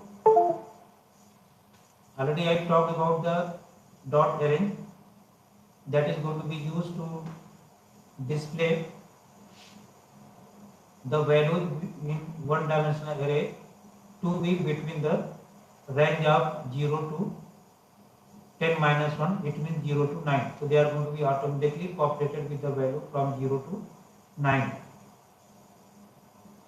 If you want to look here in this arrange function, we can also give, it is arranging just like a normal slicing operator we are giving. Okay, what we are giving here, we are giving this as a start, and starting from 1 ending up to the 10 minus 1, and they are going to be incremented step size to be of 2. So it will going to create 1-dimensional array where the values are taken as a step size of 2. So they will take 1, then the incremented by 2, the 3, then incremented by 2, 5, then incremented by 2, 7 and 9. So in that step size, the number of values are going to be taken into this new array which are going to be created. Now if we want to make all the values in the array to be of 1, then we can use the ones operation. So np dot 1 3 cross 3, what it does, it will going to create one of the matrix which will be of size 3 cross 3, and all values in that matrix or in that array should be going to become 1. If we want to create a matrix where all the values in the matrix to be initialized with the zeros, we can use the numpy dot zeros, size shape of that particular matrix. They are going to be create 3 cross 3 matrix with the value initialized with the 0. If you want to know that type of that particular array, we can use the d type function. So np dot array, we are creating one dimensional array which are array. Now if you want to know what should be the data type, we can use this create dot d type. So this will say that the data type of these values are going to become integer 32 bit, int 32, integer 32 bit. Okay, so as you know that each value within an array will be of homogeneous in nature. It means every value within the array will have the same data type. So this will be consist of a values which are going to become integer. Now here you can see we are creating one of the array which consists of all value to be 0 of size 3 cross 3, and there if you are going to check what should be the data type, we are getting that it is going to become a float. that will be taken as a plot. Okay.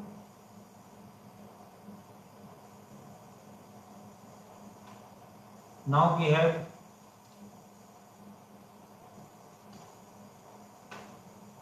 one of the data type which we are creating, which will consist of some values in the array. Say this is the array, we are creating one array.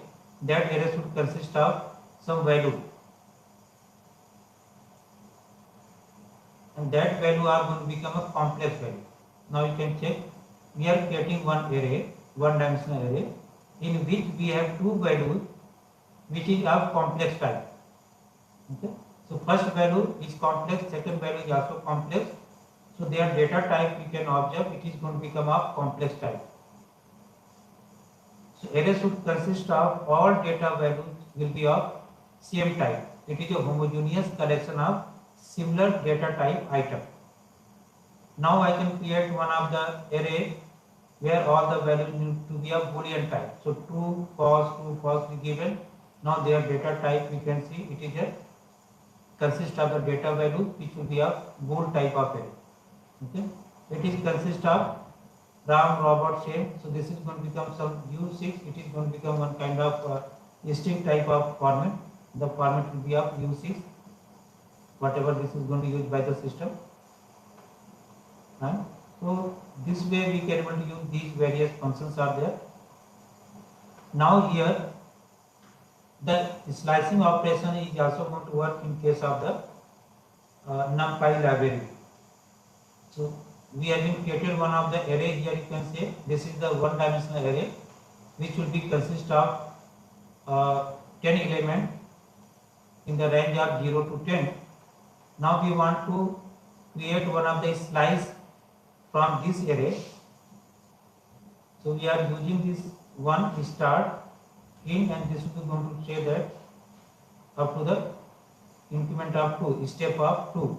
So they are taking the first element, then second element, alternate element 2, alternate after skipping the 2 step. So 0, then skip 2 step, then 3, skip 2 step, and then 5, then skip. Okay. So they are going to create that kind of matrix. Import NumPy, we want to create some of the matrix to be of 0, that we already did it. Okay. We can also create one of the matrix which are going to become empty matrix, where the initial content can be going to become random, and in that case we can create this empty array using the empty function of size 2 cross 3, where all values are going to be kept as a 0 because it is empty, so that will be marked as a 0. We can create an array where we want to specify which data type we want to be stored into the newly created matrix. So that we can do by using the ones function. np.ones, what does it is going to be create one of the matrix where all values are going to be kept as a 1. Now here we are specifying that which type of data we want and what should be the number of values within that array. So we are giving that it is going to become 2 values. So this is going to take as a 1 cross 1 which are going to come, and then they are going to create the data type to be of integer. We can use the line space function to create an array with values that are spaced linearly in a specific interval. Sometimes we want to create one array where all the values are have the specific interval of gap. So there we can use the line space, and in that case we are giving one value starting from 0 to 10. Between 0 to 10, the values which are given, they should going to be equally distributed into the 5 interval. It means 5 different values are required which are equally spaced. So if you are running this code, we are getting what? It is starting from 0 and between 10 some random equally spaced 5 points are going to be generated. So we can see 2.5 0.5, 7.5, 10. So they are equally distributed. If you want to create here suppose 8 we want. Now you can check. All the 8 values which are generated, they are equally spaced.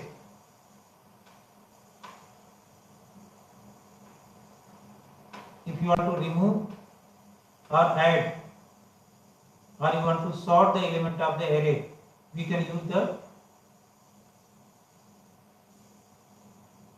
np.sort. Sort function I have to use. Give here the name of array, and that array are going to be sorted. Now check here. The actual array was taken in 21537, but this will going to create a new array which are going to become in the sorted order, and that we can store somewhere in the variable, which is going to become again array. So B is going to become one array where all the elements are going to be sorted. So now you can see. Okay. So this kind of functionality NumPy is going to provide you, which are going to become much more easier to do various kind of operations over the array. So this is the different flavor of the sort function. Argument sort, ARG sort, which is an indirect sort along a specified axis. It means you want to sort it along the rows wise or along the column wise, that can be specified. You can indirectly make the stable sorting on multiple key, search sorted. So these are the various methods are there which we can use. If you want to concatenate two array and want to create a new array, so we can use the concatenate function which are available into the NumPy. So A, B are the two array which was created.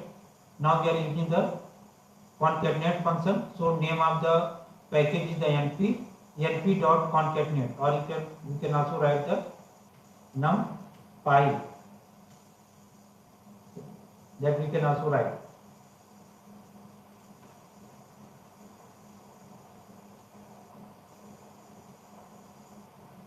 That we can also write the NumPy concatenate. That is going to work.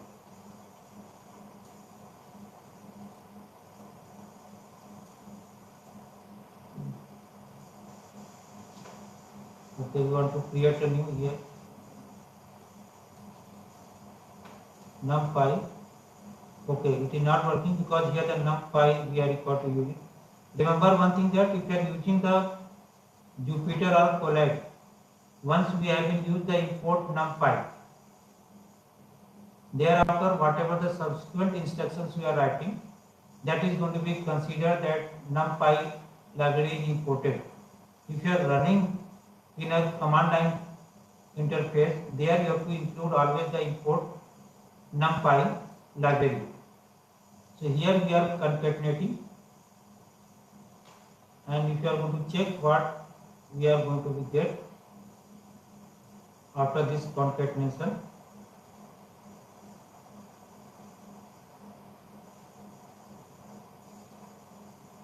you can check here. These two array was concatenated, and we are going to get one of the, because it is a one dimensional, so we will get a concatenated one dimensional array. This, if you want, we can store in some of the variable, right? Similarly, if you want to use this is the two dimensional array, right? One is the having the 2 cross 2, other is the one dimensional array. Both can also be concatenated. Okay, so we are giving the concatenate two arrays, and then we are giving the comma and access. This access we are going to give that we want to join the array, two array x and y along the first axis, means along the first row. Okay, so here if you can run this code, we can get it 1 2, then 3 4, then 5 6. So how it is concatenating along the row wise. So first row, then in the second row, then the third row are going to come the second matrix content. If you want to convert sometimes one dimensional array into the two dimensional array, that we can do using the save function. So np.array is taken, np.shape, we are getting the 1 cross 6 one dimensional array which are coming we use the np dot array, and then if you are going to make it, now we are going to be run this one, we are getting a to be of one dimensional array. Now we are going to be create into the two dimensional array. So we are giving the np dot new access. np means the package, and new access is going to become their method, comma, then we are giving not here any value, we are just giving colon, and then we are giving, it is just like a slicing, we are not giving any parameter, and then we are going to make that whatever values which are coming to the a2, they are going to be given, and we are going to check what is the new access. It means what is the new shape of this array are going to be created. So this one dimensional converted to the two dimensional, having the one row and one row and 6 column which are going to be created here. It means new access you can able to add it using this particular new access method, and if you want to make and create some kind of array where some kind of masking is required, we can create one of the mask array. So there we are going to be using one of the function where this modulus operators are going to use there, and then we are using the mask. So because of this mask, this array which are going to be created, depending on this conditional statement, either that value will be true or false, and they are going to create one kind of one dimensional array which are going to become either 0 or 1. Sometimes these kind of mask, which is known as the kernel, we are using in case of the deep learning, where we are required to use some of the images, and this kind of masks are going to kept over those n dimensional pixel representation to make that size to be reduced to the smaller size vector. So there we can create the required mask using this kind of mask function. So indexing and slicing we can also do, as we are doing for the list in case of the array which was created by the numpy. So np dot array, one array we have created. Now we want to know the first element from this one. We can use the name of array dot one. If you want to slice from this particular array, starting from the first element up to the second index, then we can able to make 0:2. So this will say that from the index 0 to 2 minus 1. So first and second up to the 2. So okay, index 2 minus 1. So 0, 1 less than this, stop in position. And if you want to use slicing in that way as a one column, so this will going to start from one index and going to be print in the end of the array. So this is starting from index 1 and going to end as a index 3. If you want to taking the negative here, -2 is the start and going to end up to the end. This you can see. Okay. So starting condition, and they are going to take that one. Similarly, if you want to use all value in the array to be lesser than 5, and that outcome we want to display, then we can use this A. You can see A is going to become a matrix. In that matrix, we can using a expression as A less than 5. This say that it will going to take automatically the values from this array and going to compare with the 5. If any value which are going to become less than A, they are going to be displayed. Okay. So that way we can do the operation over the arrays which are going to be created using the numpy library. If you want to do the summation of matrix value, we can use the name of array dot sum. We can get the sum 4 plus 3 plus 2 plus 1 I get 10. So it has the rich set of functionality. Here you can observe we are creating one of the array, and there we want to make that my data which is into this data array need to be multiplied by 1.6. So each value need to be multiplied and going to replace within this data. If you want to display data, let's you can see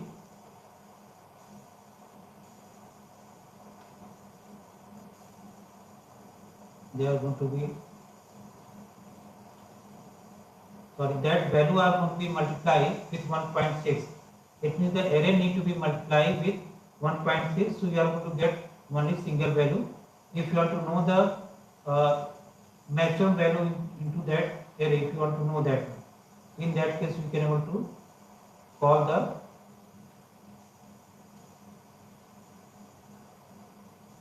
data max.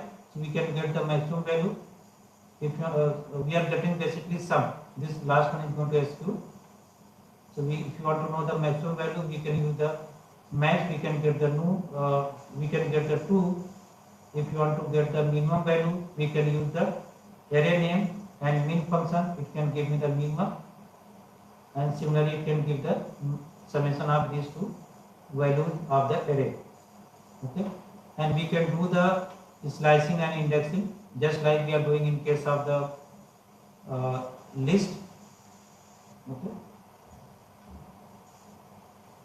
and then we can able to use that if in case suppose we have the multi-dimensional array and we want to know the maximum value across some of the axes. It means x, y axis or y axis. So I want to know the maximum value across the rows.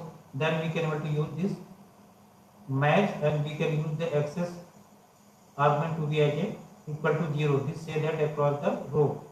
So across the row you can see whatever the row which are going to created, within that row we can get this particular maximum value 5 and 6. And if you want to know across the one,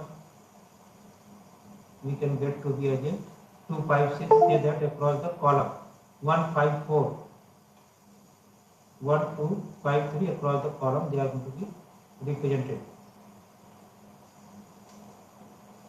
So this is basically this way. If you are going to do the slicing, here you can observe data 1 means it is going to give me the complete data.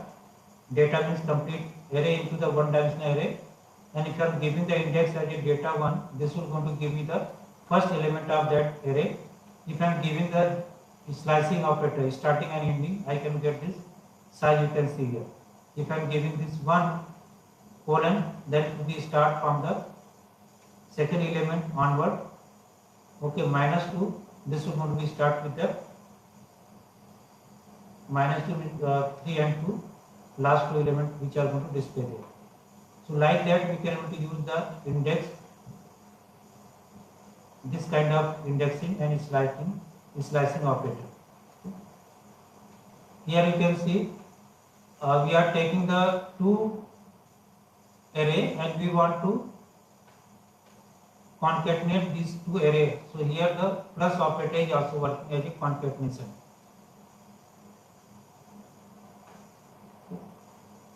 This is the format we have to use it in the concatenation. So now here you can see it is new array are created which is going to become combination of array data, array 1. They are going to be combined. Addition, it means they are going to be addition are going to be happening. Now you can able to create, you can use the two-dimensional array, and there suppose we want to find out the maximum of the entry along some of the axes. If we are not giving the axis, we can get the overall maximum value np.max into the array. If you are giving the axis field to be as a 0 and giving some argument that is going to become array, so this array was given and axis was 0. So this say that column wise we want to find out the maximum value. So column wise means In the first column 10, 30, 40, 20, 35, 5, 25, 45. So 40, 35, 45, which are going to become column wise maximum. So into this max we can give also the various relevant parameters. So this say that maximum is a function which are defined into the NP. In this array we want to find out the maximum across the column or across the row. If I am giving the access to B1, it means row wise. So in this row, first row, the maximum is, first row is 10, 25, 20, 30, 15, 25, 30, 40, 35, 45, 40. So that will be the outcome. Okay. So that we can observe here. Okay. Already we have been give the summation of two matrix. We can arrange the matrix and then we can also reshape. Both can be used simultaneously. Then it is going to be take this value from 0 to 5 as a one-dimensional array, and they are going to convert it into the two-dimensional array of size 2 cross 3. So like that we can use the two attributes together. Now here you can see, if you want to find out the transpose of this two-dimensional array which we have been created, transpose you can see. So first row into column, column into row. So first column is 0, 3, this is one row, 1, 4 second row, 2, 4, 5 in the third column become a row. So transpose you can also use by using the T later. So array dot T means this will going to convert into the transpose. It means this array was given here, that is going to be converted into the T, which is the original matrix. We can able to flip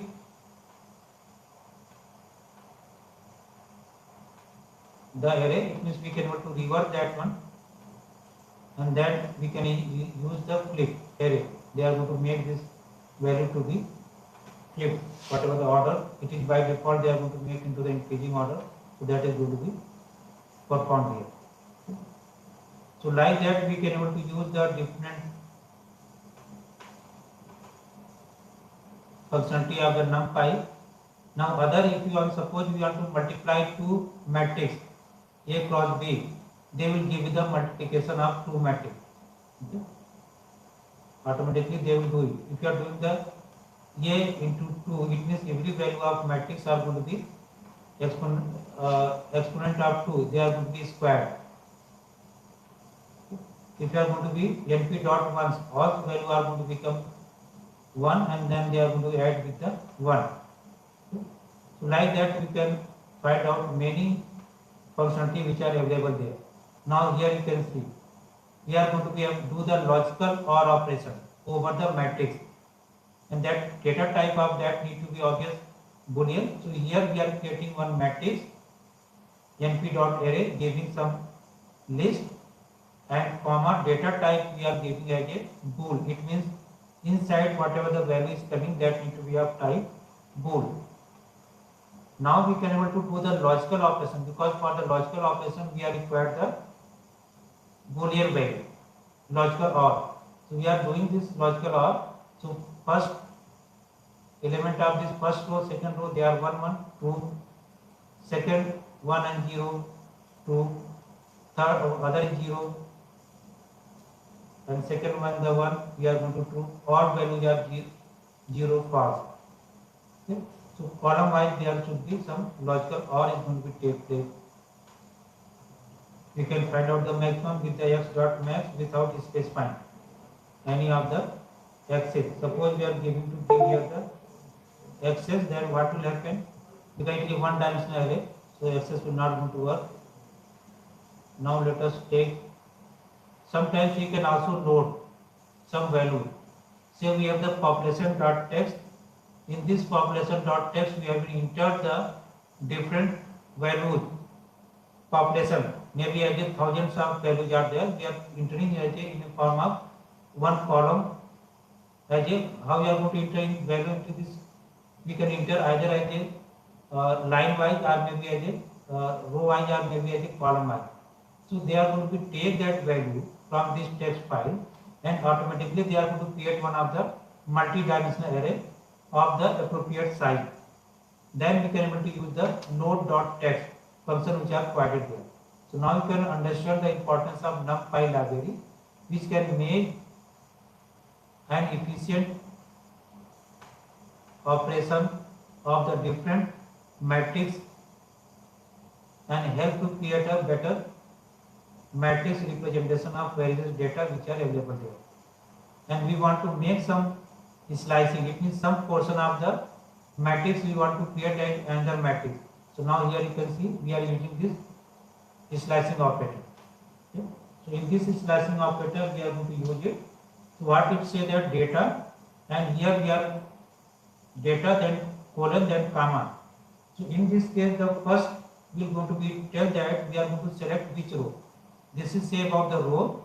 First one is the row. Second was about the column. So in the first row, which of the data you want to slice? In the first row, nothing is written. It says that all rows are going to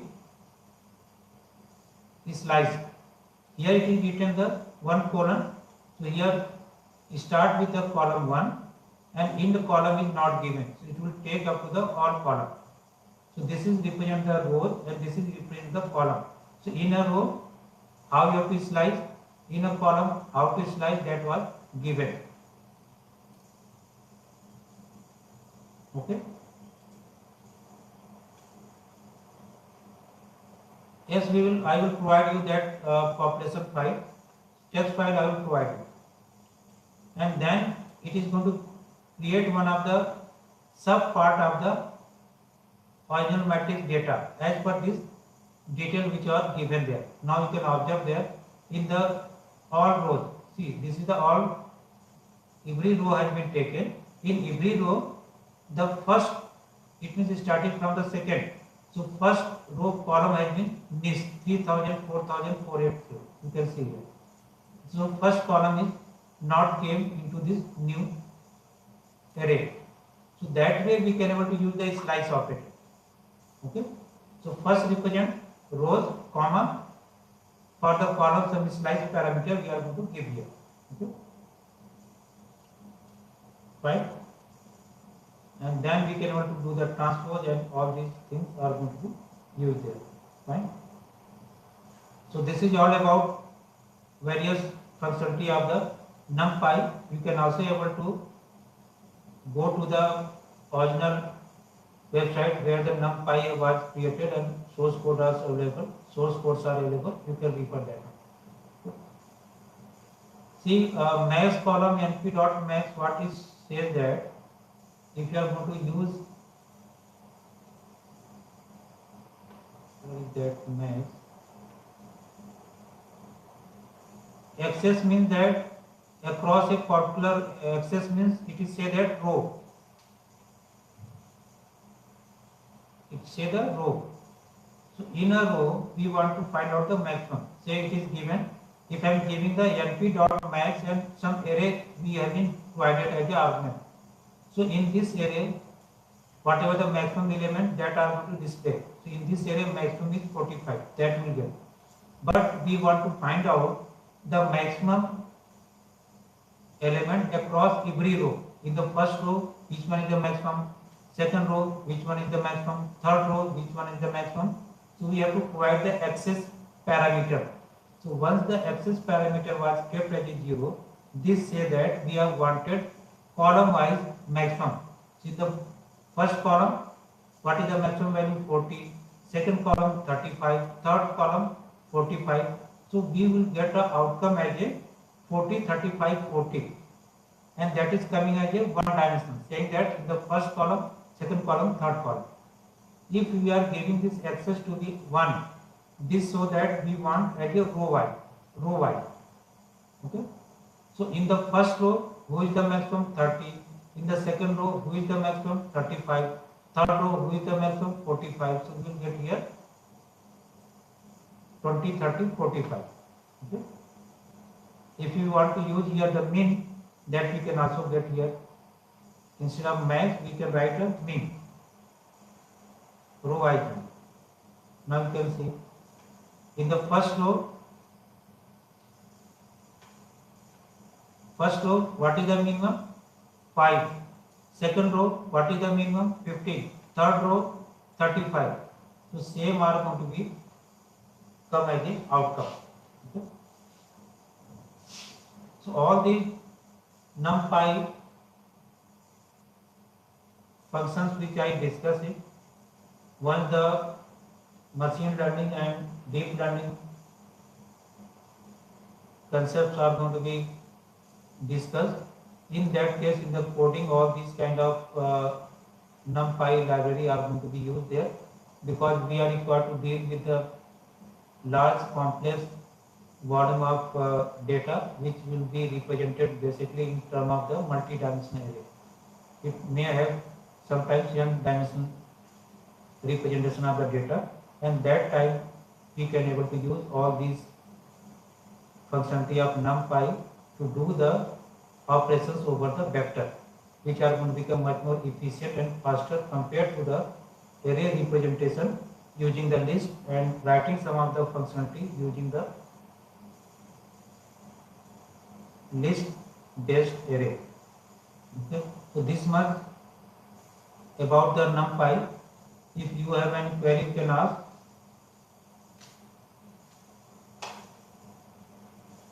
If you have any query, you may ask.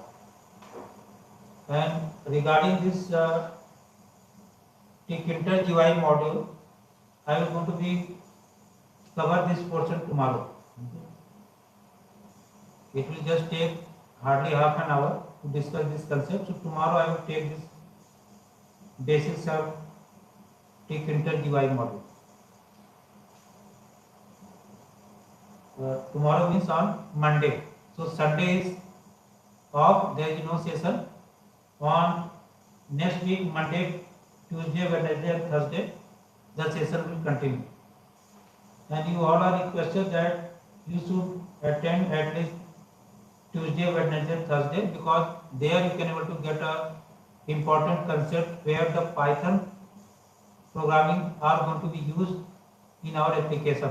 Especially if you are going to perform some kind of generative AI, you are using the deep learning models, you are using the machine learning neural network, or sometimes if you wanted to get any kind of interactive applications. So there the Python concept, whatever we discussed so far, these are going to be applied in their applications. And hope those concepts are going to become much more useful for all of you. So this much is all about the basic and some of the advanced concepts of Python fundamentals. Okay, if you have any query, you can write.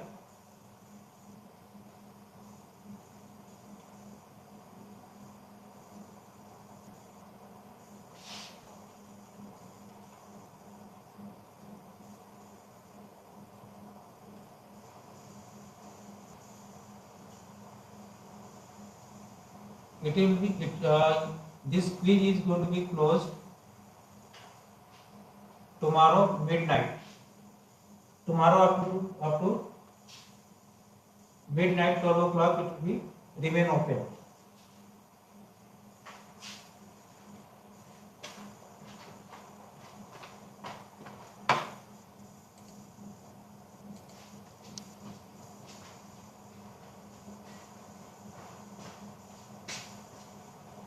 Is there any query? You have sufficient time, you can attempt all the questions of the quiz whenever you will get a time. Okay.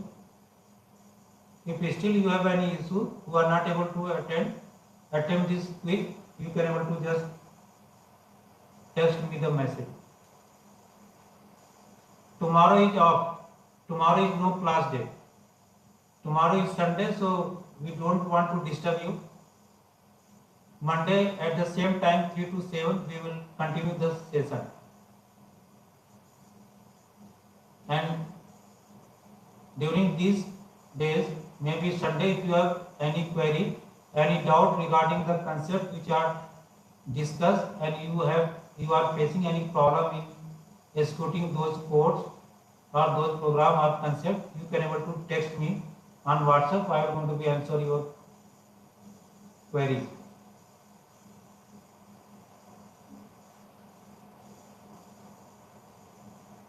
there is no cutoff right now. I am not taking any as such any exam.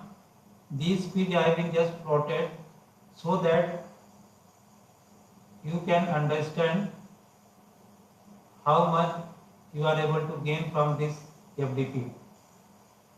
Those who are attending, they can able to just check their knowledge which they are able to acquire from this session. Now you who have the attendance issue, you can also just send me the WhatsApp message. I will going to check it.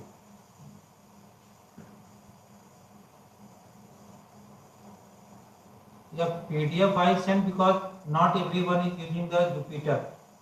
And if I am going to give you the PDF, you are going to, most of you are trying to copy paste. I want that you should look the code and type the code. Through this typing, you can able to learn the syntax, and if any kind of errors are coming, you could able to make the debugging of those errors. Otherwise, code I can provide you, but our natural habit is that I should going to be selected, copy and paste. So whatever the learning we are going to do, that you will not able to get up to that level. It is a already these codes are available in the slides or maybe in the Jupyter PDF file. You just open and type it. Hardly it will be 3-4 lines of code. So this will make you practice, because understanding the syntax is also important. आप उसको बंद कर दो, मैंने pause कर दिया. Okay. आप उसको. Sure. Is there any query?